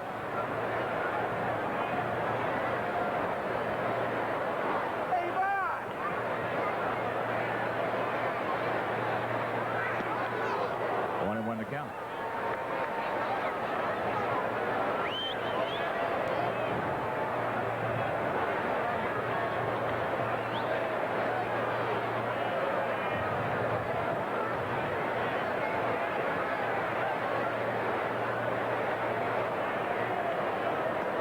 On the outside corner. And it's a ball and 2 strikes.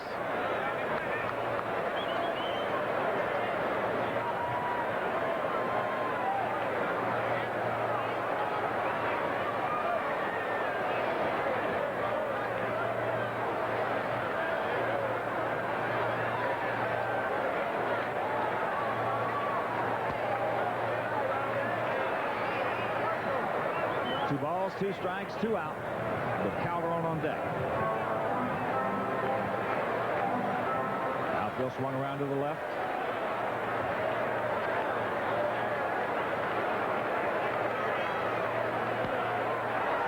One hopper right to Mattingly. He'll underhand it over to Hawkins, and that'll retire the side.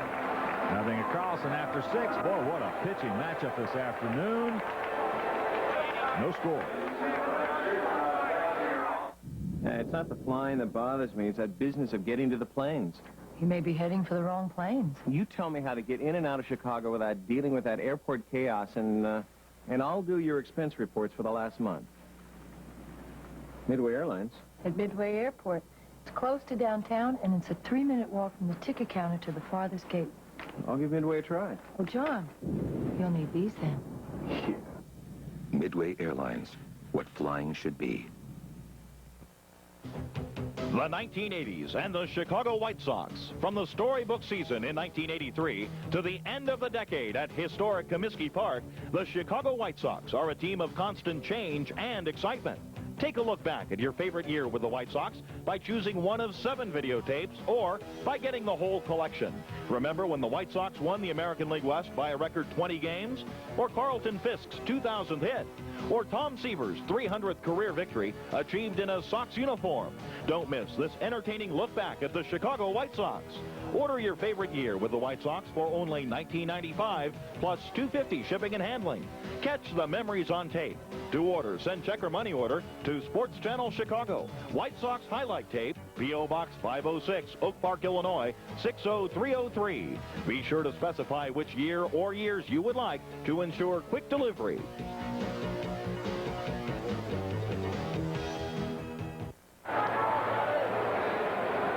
As you look at right-hander Andy Hawkins, we've been watching him a little bit in between the inning here. Nobody saying a word to him. And, of course, usually when a pitcher has got a no-hitter going late in the ball game like Andy does, everybody will sit in more or less the same spot on that dugout, on the bench.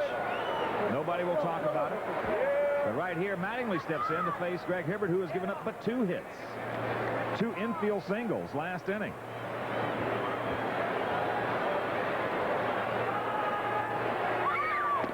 Strike on the outside corner, and the count evens at 1. No runs, 2 hits, no errors for the Yankees. No runs, no hits, no errors for the Sox.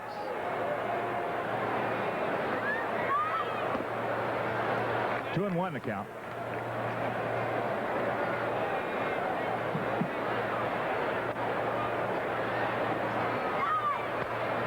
Second baseman, Scotty Fletcher, will suck it up.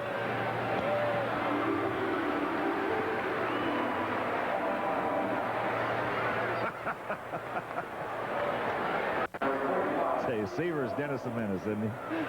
Oh, yeah. What he does to Phil Rizzuto daily shouldn't be done. It's an elderly statesman. Hall of Fame right-hander, now one of the Yankee broadcasters, as Bye-Bye steps in. That's cute. Yes, he did, says first baseman Lou Valtasio. You know, you could already see the Darrell Evans influence on these hitters. Balboni used to hit with a closed stance. Now he's open right on top of the plate. That's the way Darrell Evans used to hit. What did that thing say? If behinds were airplanes, the world would be an airport? Yes. Behinds could fly. Oh, this place would be an airport. Here's the 0-2 pitch. Slider inside.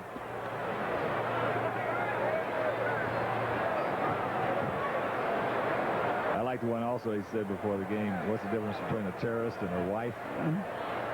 You can negotiate with a terrorist. Oh, he broke his bat, sawed him off. Well, he did that. New lumber. Yep.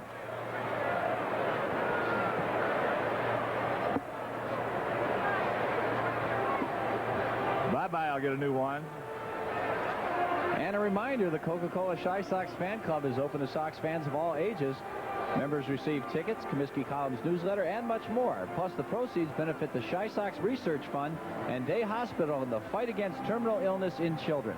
For more information, call the White Sox at 312-924-1000 or stop by your neighborhood Walgreens for an application.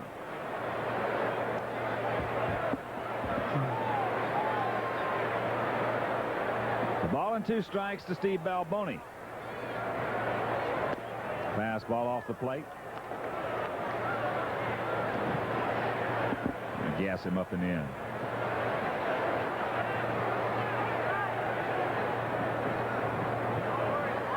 Fastball, yes.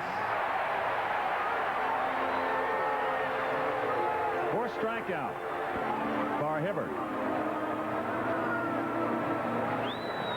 Well, Karka looks like he wants it in, and he gets it up and away, and Balboni just can't catch up with it. It is out of the strike zone.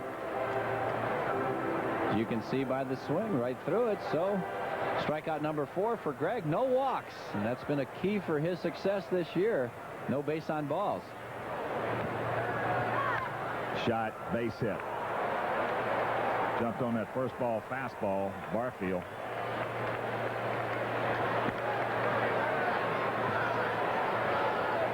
Well, that was a shot right there. He got it through that hole. Nobody could move quick enough to get in position to make that play. Wow. I'm just glad he didn't get it up. I was just getting ready to say before the pitch, there's a first ball fastball, as I'm more afraid of a guy with sacks and man on second base and 2 outs in this kind of a ball game. Of course, Barfield is the guy you worry about when you're looking for the long one. Sure. Against Hibbert. Don't give up that single with 2 outs. Layritz. That gum right. Get this guy and get back to work on offense.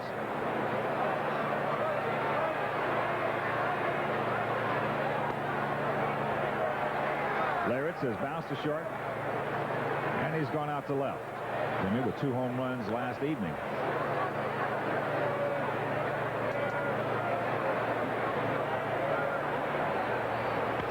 Shot over the head of Scott Fletcher. Sammy gets to it as Barfield will hold at second.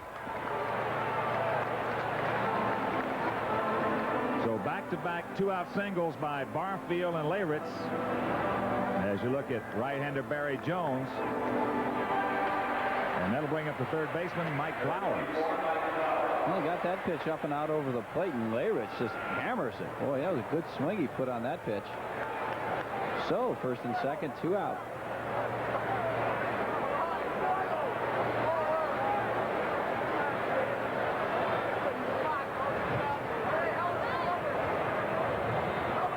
There's Sammy Ellis out to the mound. Just a word with Greg Hibbert.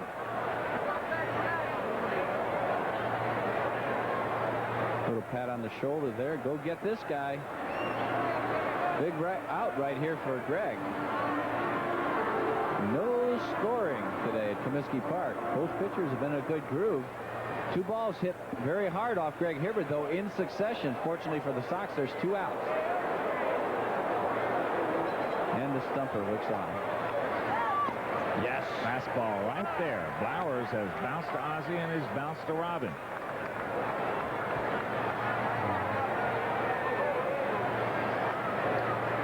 Flowers looks like he's very susceptible to that inside fastball, the way he dives across. That's off the end of the bat into center field. Johnson broke back, now comes on and makes the catch. Nothing across, a couple of hits, no errors, 2 men left. They'll go to the bottom of the 7th. No score.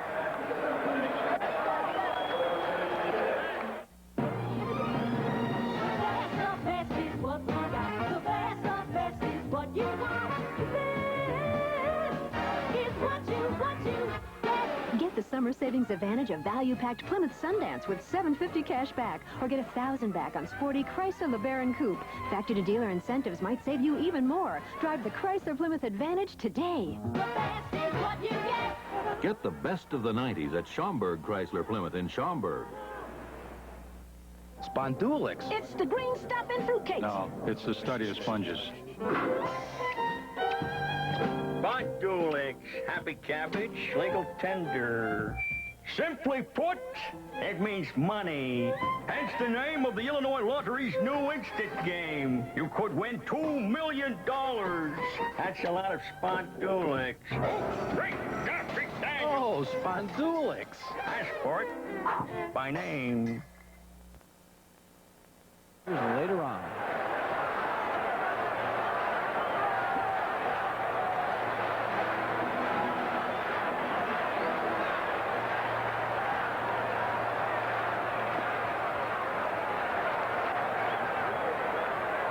The count to Ivan Calderon here in the bottom of the 7th inning, no score.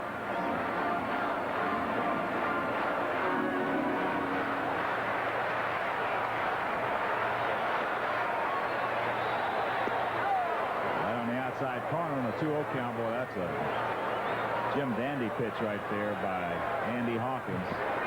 0-4-0 for the Yankees, 0-0-0 for the Sox. I don't know. Guerin's moving around so much over there. That pitch appeared to be about 6 inches outside. Devine in good shape right here, 3-1. See what they want to do when he's down in the...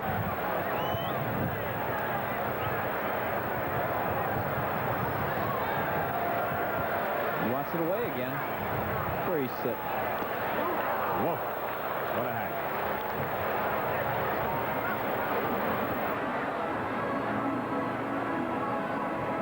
Full count to Calderon.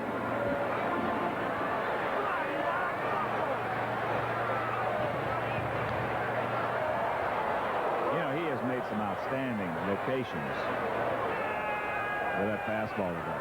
He has really spotted this fastball well. Yeah, he's worked the hitters in and out very, very well. Kept that fastball up, too, just out of the zone that the White Sox hitters like to hit at. Another fastball away where he's sitting. That's ball 4, the leadoff man aboard.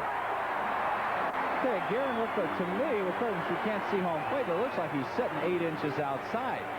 Hits the target, and there's no way you can get that pitch. Third walk for Hawkins, and third base runner for the White Sox this afternoon.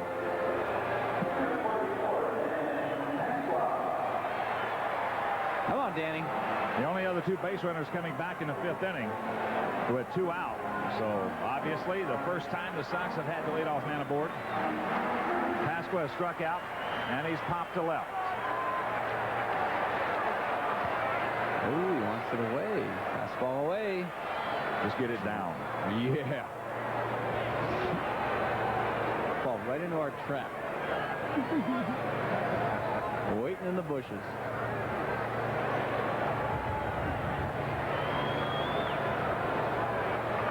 Calderon, 21 stolen bases. You know he wants to run. Pasqua takes the fastball over. Guerin can throw you out.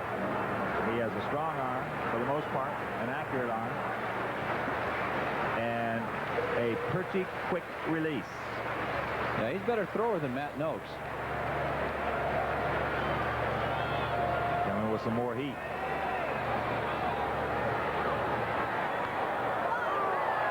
It's just out of up. Yeah, it's just out of Danny Pasqua's zone. Danny is a much better hitter when he is taking that pitch. Because Hawkins got some pretty good velocity on it. There you see the flags. They're blowing straight in from center. What new?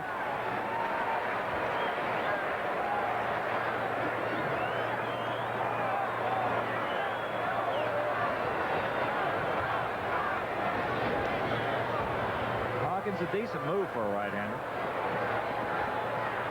Right here, got to scratch and dig and kick and fight. Try to get one. One will be enough for Mr. Hibbert. Wow. You know what? How I feel about it. I know that. That's off the plate. I'll tell you, outside of a healthy Teddy Higuera. You're talking about a left-hander. I just soon have Greg Hibbert out there as anybody in this league. That's a pretty good compliment right there. Opponents have stolen 49 bases, and thrown out 40 times against the Yankee catchers this year and pitching. So they're pretty successful, the Yankees are, at throwing potential base stealers out.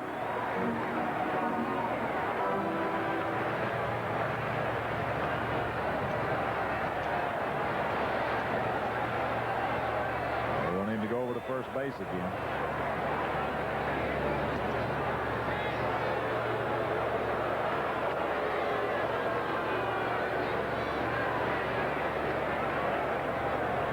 If you've just joined us, you have missed a Lulu. From a pitching standpoint, it has been magnificent on both sides.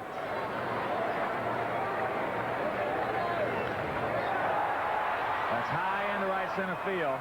Now Barfield lost it, now recovers and makes a basket catch. Oh, he snow-coned that one. Oh, it's tough out there in right field. You got to battle not only the sun, but that wind bringing the ball back in. And Jesse was able to adjust and readjust there and make the play. It could have been a critical play right there. There you see it. He just finds it. But there's one out now for Kitty.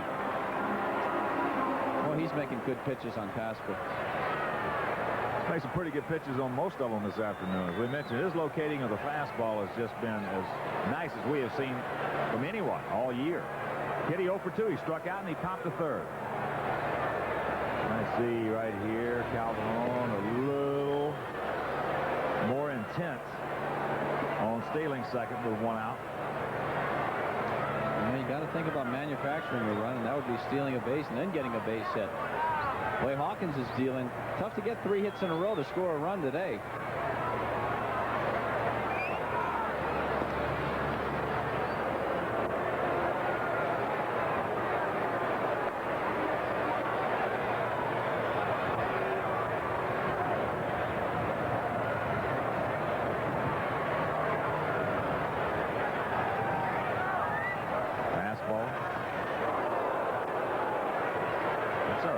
Pretty good rip right there by Kitty. Trying to get it down just a shade. 4-1 to count.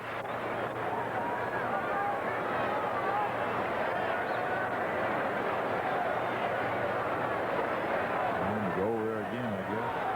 No, pitch out. They're reading some mail. Wow. No chance.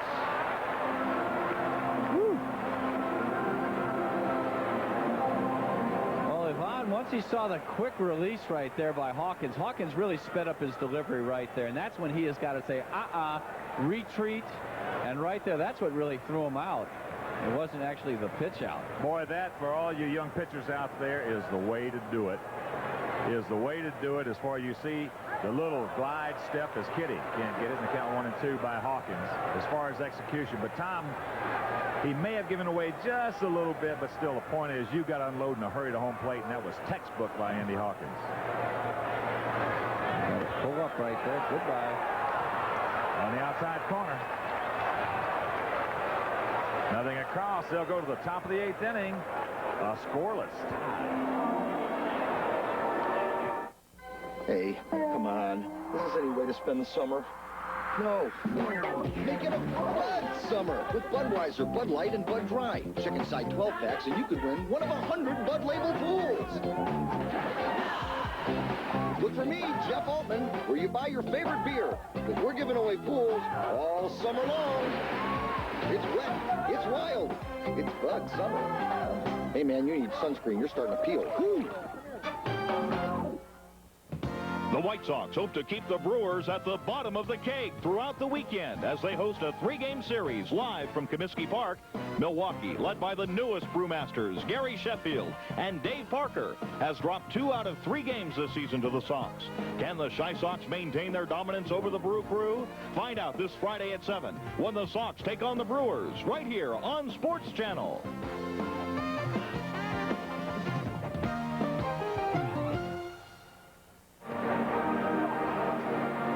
Top of the 8th inning here at Comiskey Park.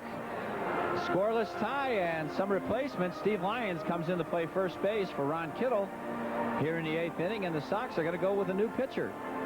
Barry Jones will replace Greg Hibbard. There's the numbers on Barry. 9-1 with a 1.43 earned run average. 34th ball game this afternoon. 1 save for Barry. 32 hits given up in 37 2/3 innings, 16 walks, 25 strikeouts. Barry Jones, the American League, hitting .235 against Barry so far this season. Greg Hibbard works 7 very strong innings, gives up 4 hits, and that is it for Greg. He struck out 4, didn't walk anybody, had another outstanding outing, but the best he can do, no decision. It's a hearty handshake. And a reminder, later on tonight, right here on Sports Channel, it's Sports Nightly, your source for the up-to-minute scores, highlights, and complete coverage of the fast-paced world of sports. Catch a recap of all the day's sports, including special sports features at Sports Nightly, tonight live at 6 and 9, exclusively on Sports Channel. Here's Bob Guerin. Slider strike. Oh, what a job by Greg Hibbard. Mercy. He does it day in and day out. That little bulldog is tough. Boy, once he gets his teeth into you, he ain't gonna let go. No. Yes, boy, that's some gas. Just a bit tardy.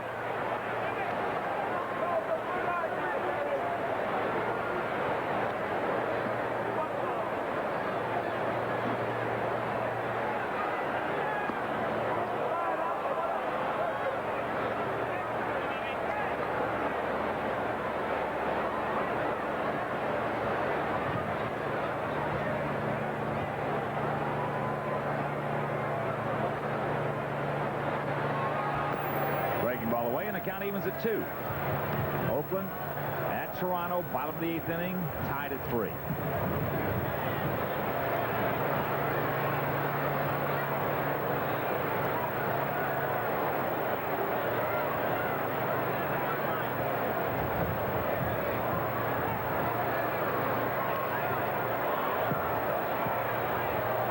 Garrett on the breaking ball, just got a piece of it, trying to check his swing. Cincinnati at New York in the 6th inning, a rain delay. That game tied at 1. Pittsburgh leading the Giants 2-1 in the 4th Candlestick. Phillies came back to defeat the Astros at Veterans Stadium 8-4. Montreal beat Atlanta 5-1 at Olympic Stadium, as that's out of play right side. Later on tonight, the Cardinals take on the Dodgers in Los Angeles. The Cubs at San Diego. In the bottom of the 1st inning, Padres lead it 1-0.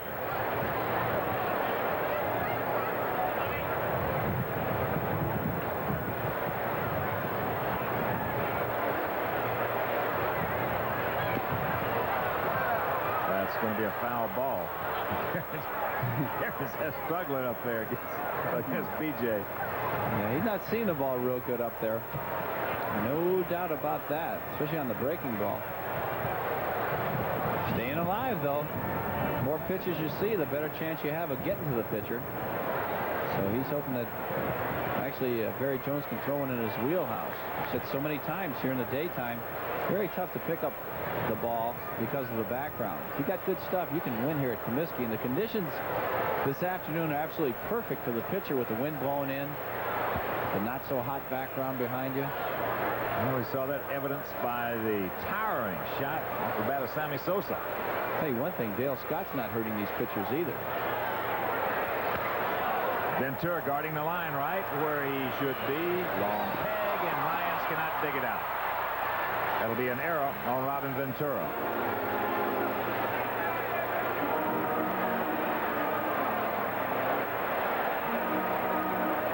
Well, let's take a look at it. Right down the line here, Robin is in good shape. I don't know if he really gave it that good throw right there. Certainly a very pickable ball. They're going to give the error to Lyons. That's a definite. That's certainly a catchable ball right there. Yeah, but you can't give the error to Steve on that. It's got to be on the throw. Meanwhile, they're going to give it to Lyons.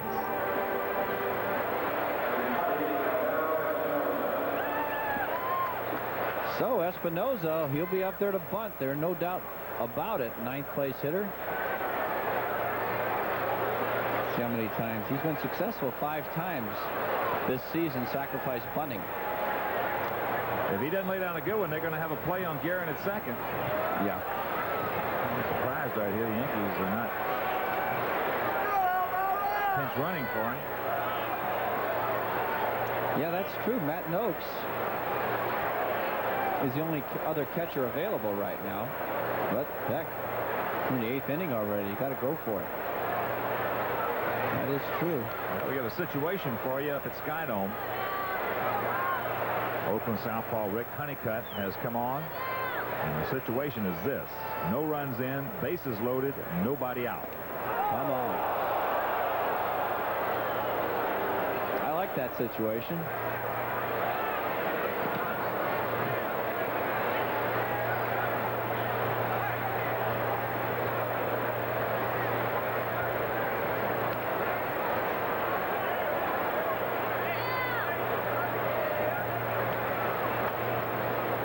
Short lead by Guerin.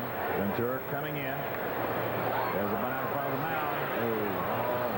Oh, it'll get the job done. If Barry is coming in hard, they got a good chance of getting Guerin at second. Yeah, no doubt about it. Not too particularly good of a bunt right there, but it was deadened. A little bit harder, and Jones would have had an easy play at second base. So sacrifice bunt number 6 for Espinoza, and Scott Radinsky heating up in the bullpen. He'll come on, I'm sure, to pitch to Mattingly if he hits in this inning. But you got to get these two guys, Roberto Kelly and Steve Sachs. They'll have chances to drive in this all-important run. Kelly 0 for 3. Struck out, bounced to short, and he's popped to first.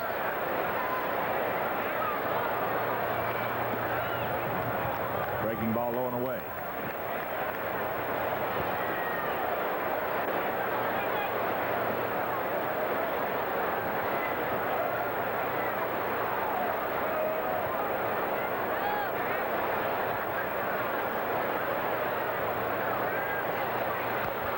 Got the fastball really running in on him.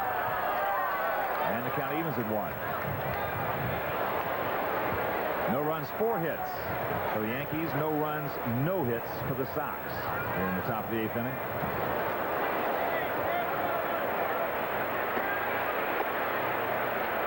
You see Figgy has joined Radinsky.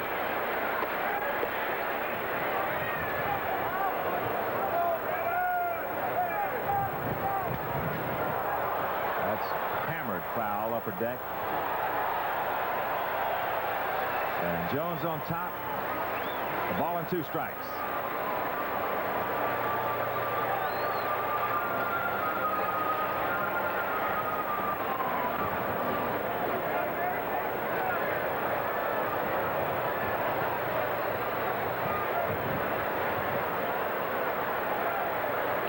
Got it. Big strikeout for Barry Jones. Oh, you got that right, Cowboy. Here's a fastball. He just buries it upstairs right there about letter high, and Kelly goes fishing. Can't catch up with it. So Steve Sachs We'll have another RBI opportunity. It's easy for me to say. Steve Sachs, that is. We said it earlier. This is a guy the right-handed hitters. Of course, that was against Hibbert. But he is a tough out. Breaking ball low and away.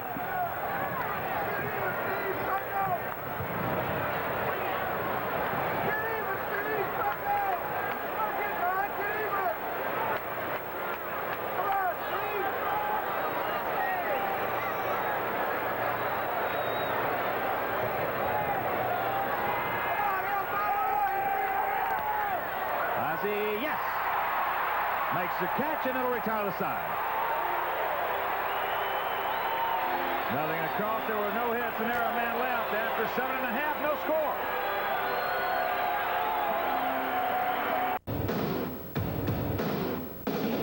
Nothing beats the USA. Nothing beats what we've got here. Nothing beats clean, crisp, cold. Nothing beats the king of beer. Yeah, nothing beats a birthday. Nothing beats a birthday. Nothing beats a Budweiser. Nothing beats a bird. There you see it. A scoreless tie, and the Sox, well, Andy Hawkins got himself a no-hitter going. A couple of plays that could have been a little different. Robin Ventura back in the first inning hit a shot into right field at Barfield. Raced back, going away from home plate, reached up and made the catch on. And then Sammy Sosa in the 5th inning with 2 men on. Hawkins had walked Harkavise and Fletcher. He hammered one, a towering fly ball in the left field. As Tom mentioned last night, it was definitely upper deck, and the wind brought it back in, and Leifritz caught it right against the fence. They indeed have changed that era. It's an era on Ventura.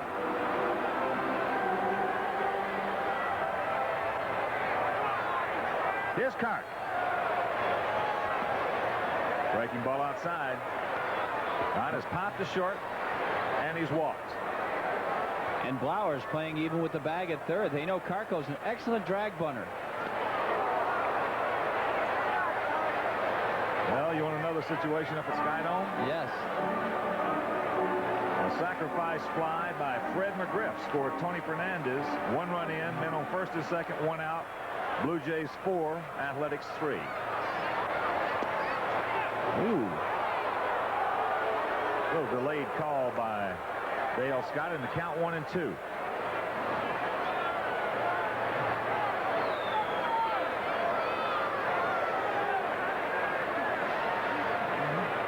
Look where he's setting. Pops it up right side, Sachs.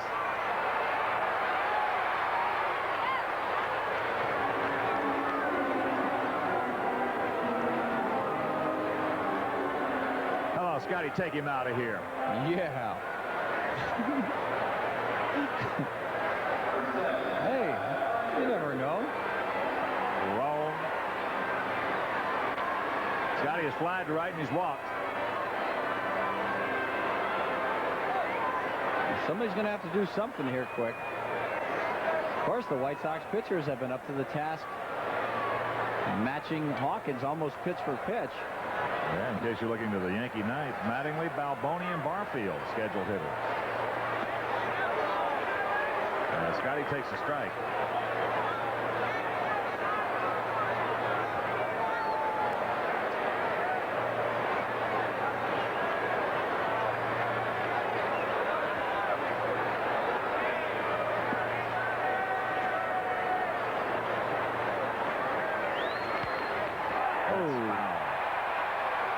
Looking to play another nice play.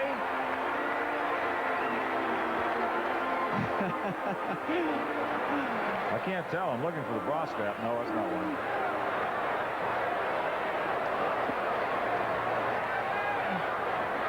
As I said, a great catch by one of our lady fans down there.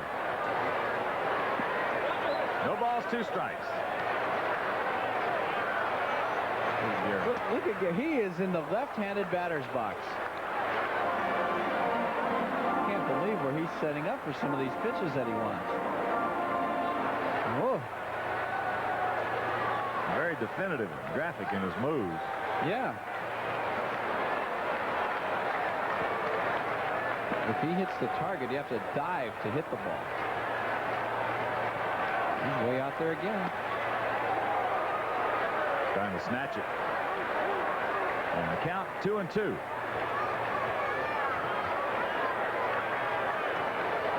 Yankees didn't get a base hit off Greg Hibbert. He had retired the first 16 Yankees in order. Got a base hit off him. 2 infield singles in the 6th inning.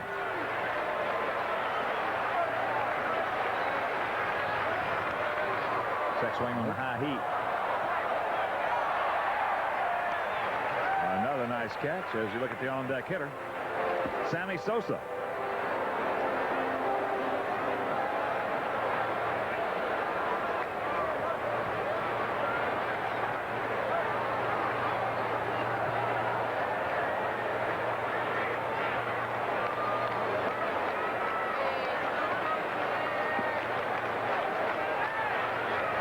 There's a breaking ball. Pops him up right side. Sykes once again fighting that side.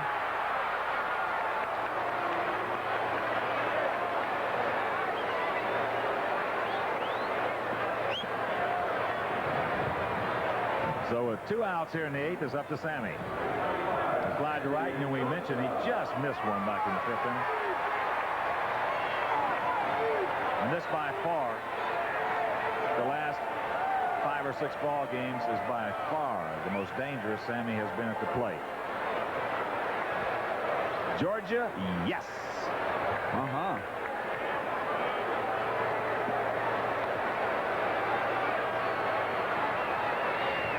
Now feels straight away, spread out, breaking ball, strike.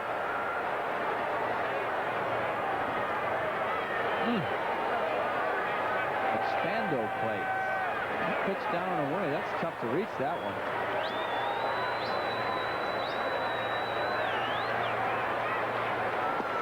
Again. Wrong, Dale. Man. Wrong. Jeez.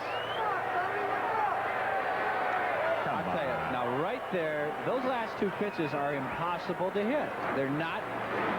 Come on. No one can hit those pitches. If you have to make a career hitting those, you'd hit 0. There he is farther out. Come on. 1-2 the count. I'll tell you, next time, Guerin's going to set up in the on-deck circle. He's going to hit his target. There's a breaking ball again. Look at this. Flowers drops it, now picks it up, long throw, not in time.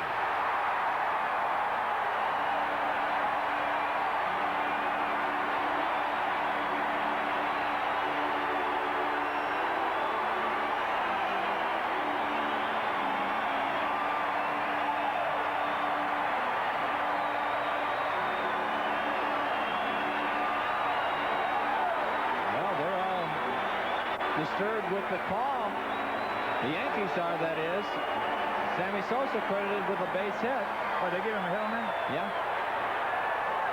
Breaking up the no-hitter. It's a breaking ball hanging inside. You can see Blowers not really guarding the line right there. He can't get him a hit on that.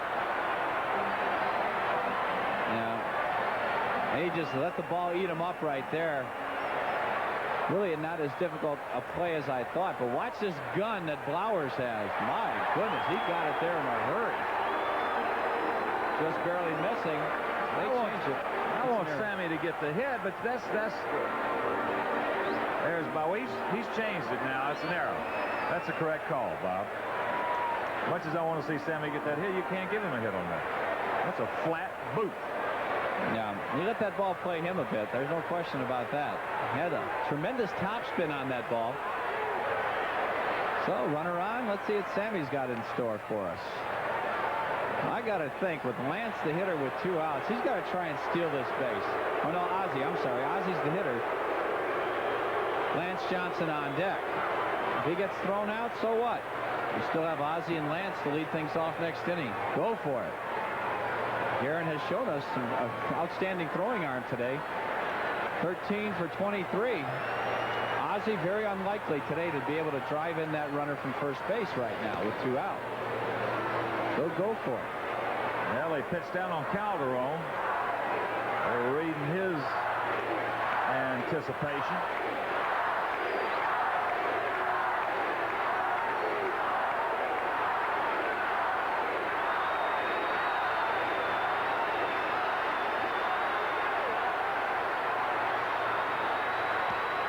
Fastball up high, and the count 1-0. Well, they're definitely in this situation. Guerin is looking for the fastball away with Guillen. Number one, they're playing him away, so you might as well pitch him that way, too, with the fastball. And, of course, when you throw the fastball away, it really helps the catcher's chances of throwing out a fast base steal. Sammy Sosa. There it is again. It does, but he has been staying. That has been his pitch today, the number one. He has spotted that pitch extremely well. In fact, he reminds me a little bit the way he's pitching this afternoon, the way Richard Dotson did back in 1983 for the Sox, spotting his fastball. Yeah.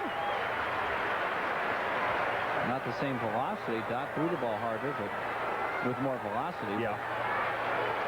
You're right. There goes Sammy. Ow. He had a chance there. Play. Yeah, that would have been, I think Sammy would have made it. Yeah. Up and in fastball, too. Tough pitch to throw on for Guerin.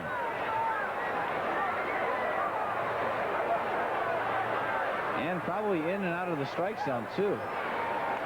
Ozzie having a little bit of difficulty right now getting the head of the bat out like he was early on.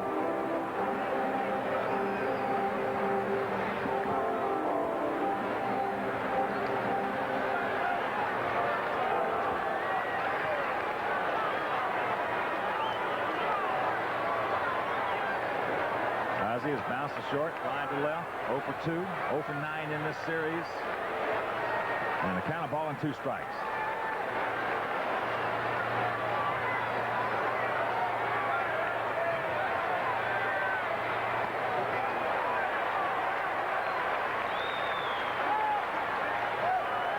Oh, I'd like to see a gapper right now. I was right looking at it. You're reading my mail there, kid. I was just looking right out there trying to bisect Barfield and Kelly. Man. Room abundance. Man. Let Sammy get on his horse and run forever.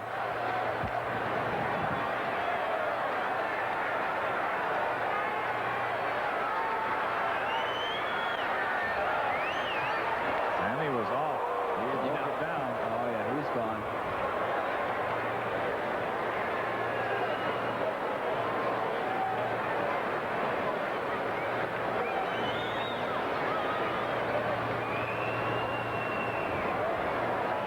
There you see, top of the 9th inning, Sky Dome. Honeycutt must have done a good job. You're not kidding. Thing with 1 run. That's a great job.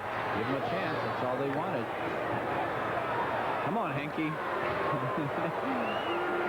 Come on, Squitter. Big horse, you. Earn your money.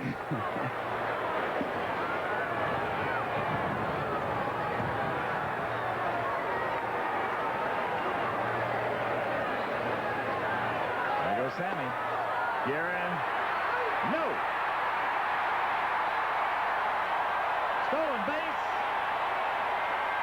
Number 14 for Sosa. Hawkins gave him a chance right here, but it's that tough inside fastball to throw on. Guerin not quite as quick on that pitch as he was last time. Delivers the throw just a tad up, and Sammy's in there. It's a pretty good effort, though. It was, but as you mentioned earlier, that high inside fastball, a little tougher on Guerin, too.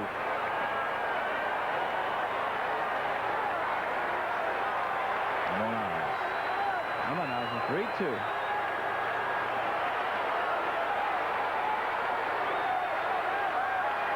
At great speed at second.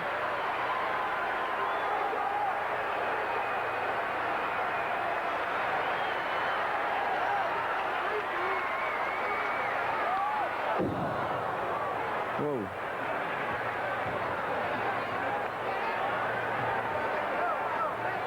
No score, bottom of the 8th inning. I love Sammy Sosa is so much fun out there. He's cheerleading for Ozzie at second base, clapping his hands, wanting to get things going. He's checking those outfielders like he was described as a panther, just stalking back and forth.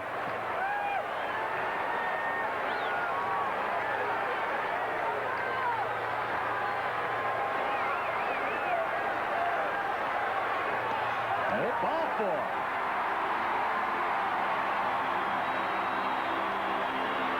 Fourth walk issued by Hawkins.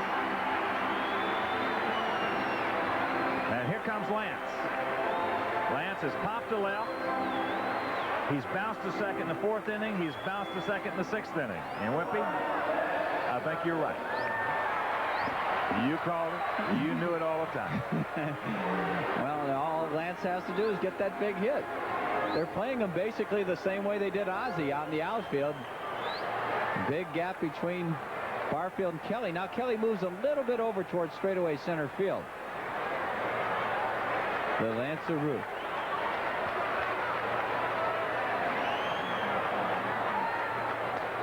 That's off the plate and count 1-0.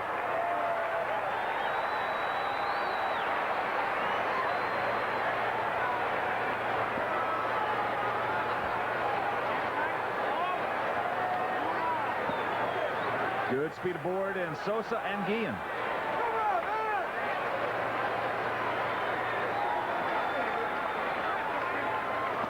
It's 2-0. They can get it down. There's Robin on deck.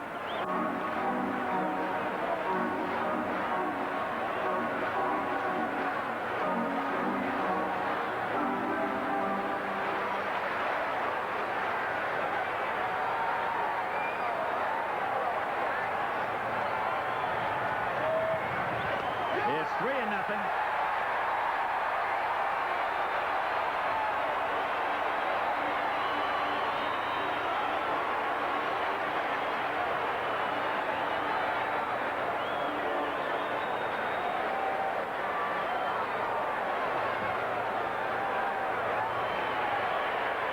Mills and Catteray.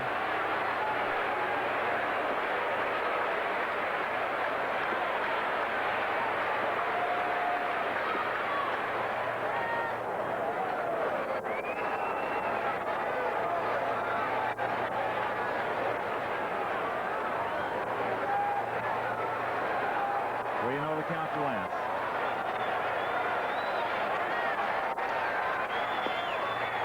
That'll load him up. And here comes Robin.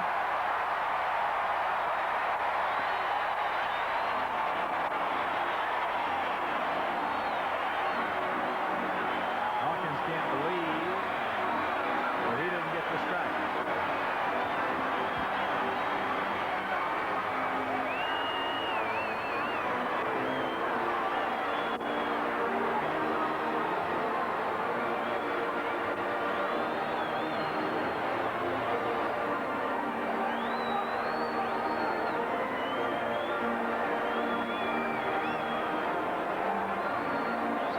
Let's see what he's going to do right here. If he's just going to stay out there until he can give home plate umpire Dale Scott a piece of his mind, or they're just going to talk the situation over with Andy. He's got a no-hitter going here in the bottom of the 8th inning.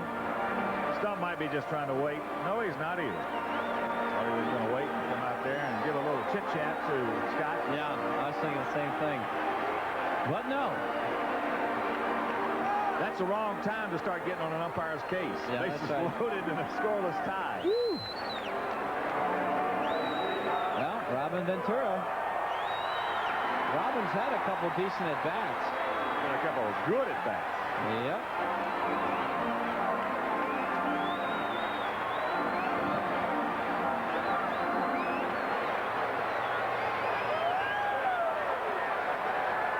Sammy at third, Ozzie at second, Lance at first.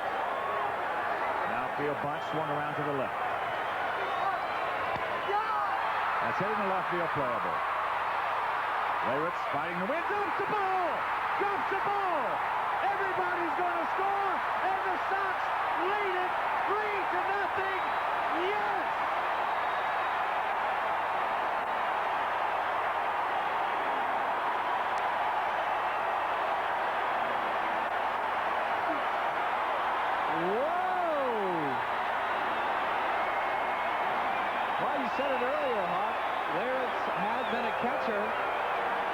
played third base the first 2 games of this series. And I'll tell you what, that ball carried very, very well right there. The ball had been coming in all afternoon in defense of Leyritz. Now watch this. It doesn't appear to be going very well. Didn't hit it very well. Now he is just, that ball is bouncing around on him right there. You could see him getting his angle turned around. He had no chance. He was bouncing. His head was bouncing the whole time. He was on his heels. And that's what happens to you. He really got spun himself around a couple times. Great break for the White Sox. Oh, my. Calderon takes it off the plate. Sox with 3 runs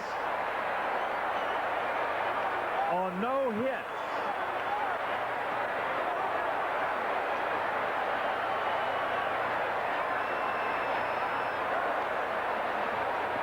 Wow.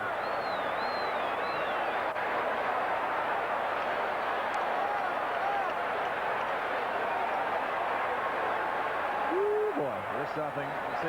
See right here, possibly something you don't see a whole bunch of. A no-hitter thrown and you win the game. Yeah. Oh, my.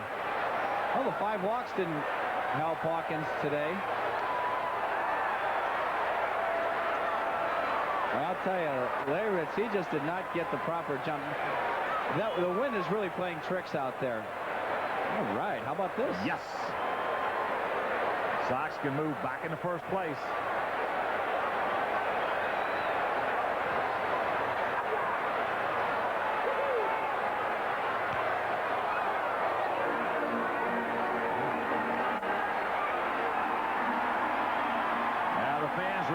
To the score just posted on the board.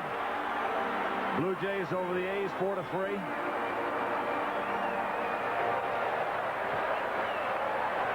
This all started with 2 out on a great at bat by Sammy Sosa, getting down in the count quickly. 0-2. That's lifted into right field. Jesse is there fighting that wind. Anderson, there he drops it. Robbins scores, and the Sox lead it 4-0.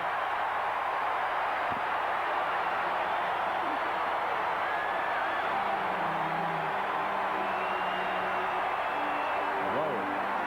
Well, the baseball gods are literally shining on the White Sox this afternoon. Mercy. That's what Andy Hawkins needs right now, is a little mercy. He delivers the fastball up and away. Calderon hits what appears to be a routine fly to right. Here's Jesse Barfield battling the wind and the sun, loses it. Bingo. E9s. White Sox lead it 4-zip. And Pasqua.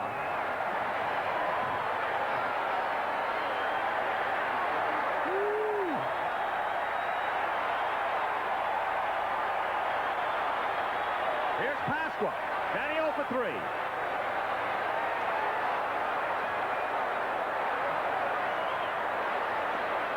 Takes the strike. Hey, Hawk, do you remember when this inning started so harmlessly? The first 2 guys made routine outs. E5 set this whole thing up. A couple of walks and 2 more errors. Bingo. The 0-2 count to Sammy right off the bat before he battled into the 2-2 count and then reached base on the error. Yep.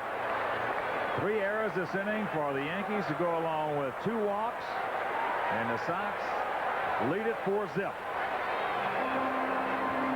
No runs, 4 hits, 3 errors for the Yankees. 4 runs, no hits, 1 error for the Sox.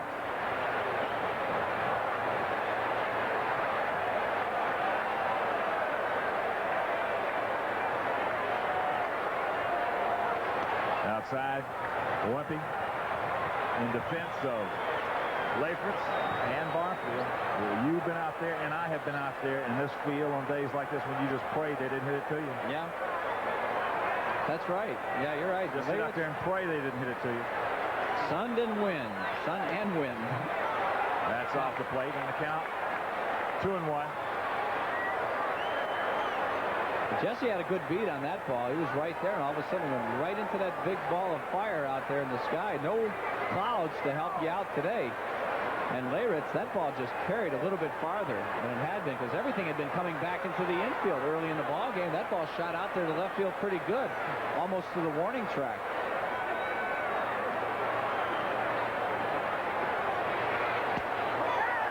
2-2.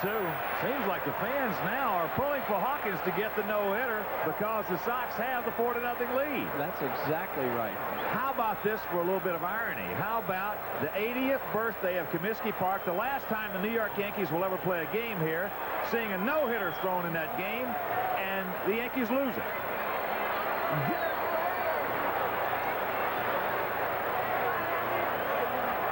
Game's full of irony, isn't it? That's why it's just the greatest game. And the Vulture has a chance. Vulture, is he around again? Can you believe Barry Jones is around again, 10-1? He's if here. They can hold on. Swooping down. He's going to swoop down, hopefully. Oh, mercy.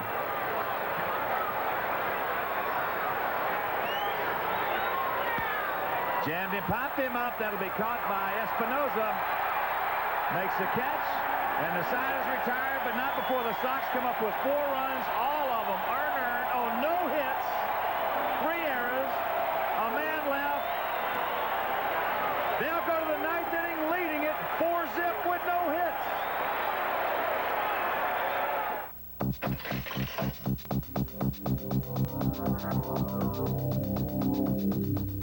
To cover the news in this town, you gotta have fast feet and a big heart, because this is a gutsy town, and nobody.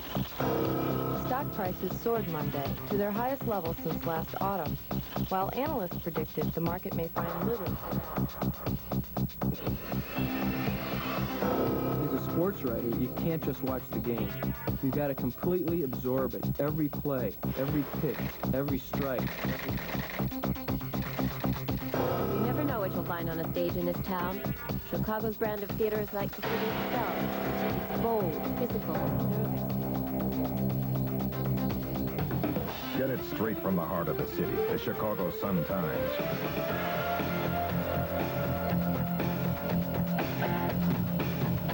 Chicago's #1 selling newspaper. And in case you just tuned in, as we look at some defensive changes, Gallagher moves into left field in place of Pasqua.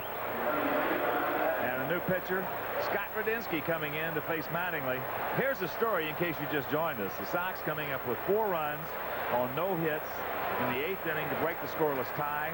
3 errors committed by the Yankees. So the totals on the board for the Yankees: no runs on 4 hits, 3 errors. For the Sox, 4 runs on no hits and 1 error. Fastball strike. When I was talking with Stump Merrill and Mark Connors and Mark Hill after the game last evening, the one guy they were just absolutely raving about on this ball club was that 22-year-old left-hander out there.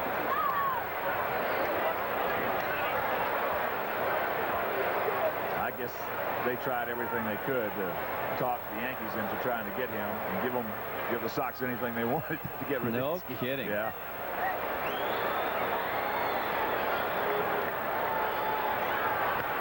That's hit hard into center field. Lance is there.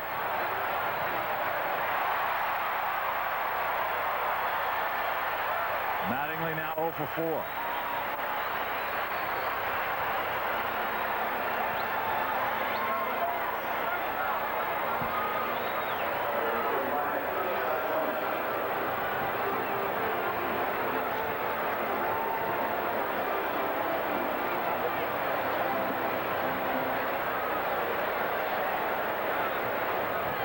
Still can't believe it.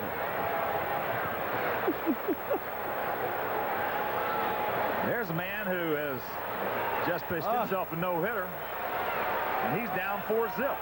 Boy, you don't think he's in the slump? Now, he gets credit for a no-hitter for this, right? 8 innings? You got that right. Sure, okay. So make sure. I'm sure there's some Here's people Balboni. Well, let me see. that. The last I know that Ken Johnson pitched a no-hitter for Houston and was beaten 1-0. Right. And this happened several times in baseball's history. There's Balboni, the count 1-1.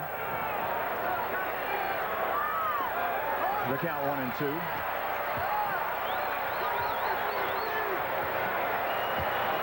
Arfield having a problem on deck. Now it's all taken care of. Watch out. Off the facing. Count remains 1-2. Well, it goes to show you when you get good pitching on your side and you make the plays defensively, anything can happen. Good grief, I still can't get over this.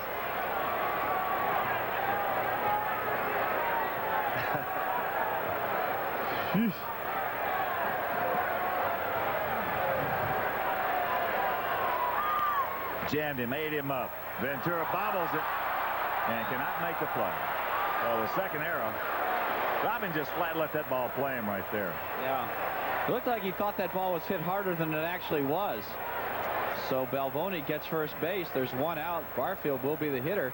Let's look at the replay. He gets jammed with the fastball. Look at her. Instead of coming forward to meet it on the short hop, Robin waited back. Something he hasn't done all year. Waited back, let the ball play him, and so he has his second error on the afternoon. So Wayne Tollison comes in to run for Balboni.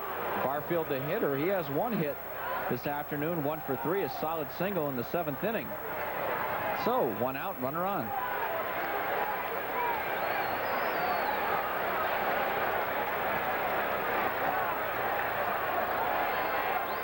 Jesse's bounced to short, struck out, and singled sharply to left. Takes it low off the plate.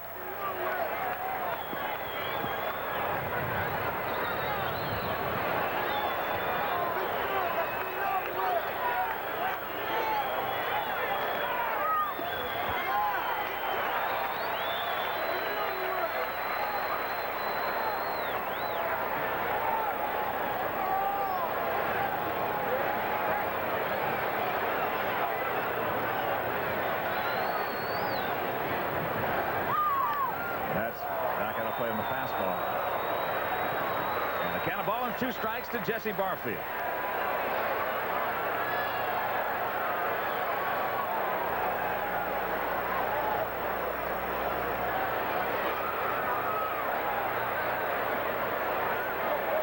Andy Hawkins.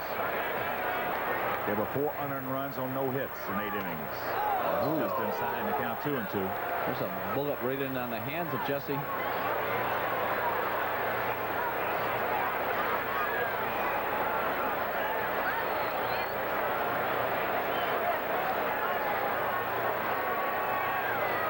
Playing behind Tollison.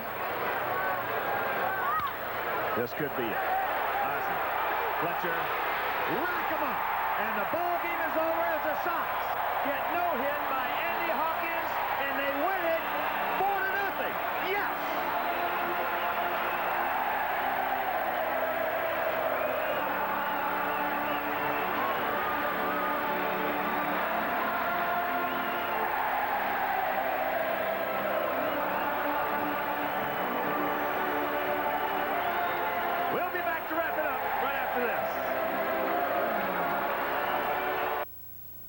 I've always loved watching baseball. Nothing beats an ice-cold Coke at Comiskey Park.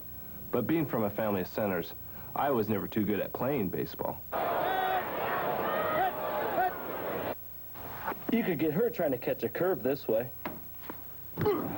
Kids, get White Sox baseball cards at the July 29th Sox-Brewers game. And hear the Sox on all new 67. The last season in historic Comiskey Park. Years from now, you'll say you were there.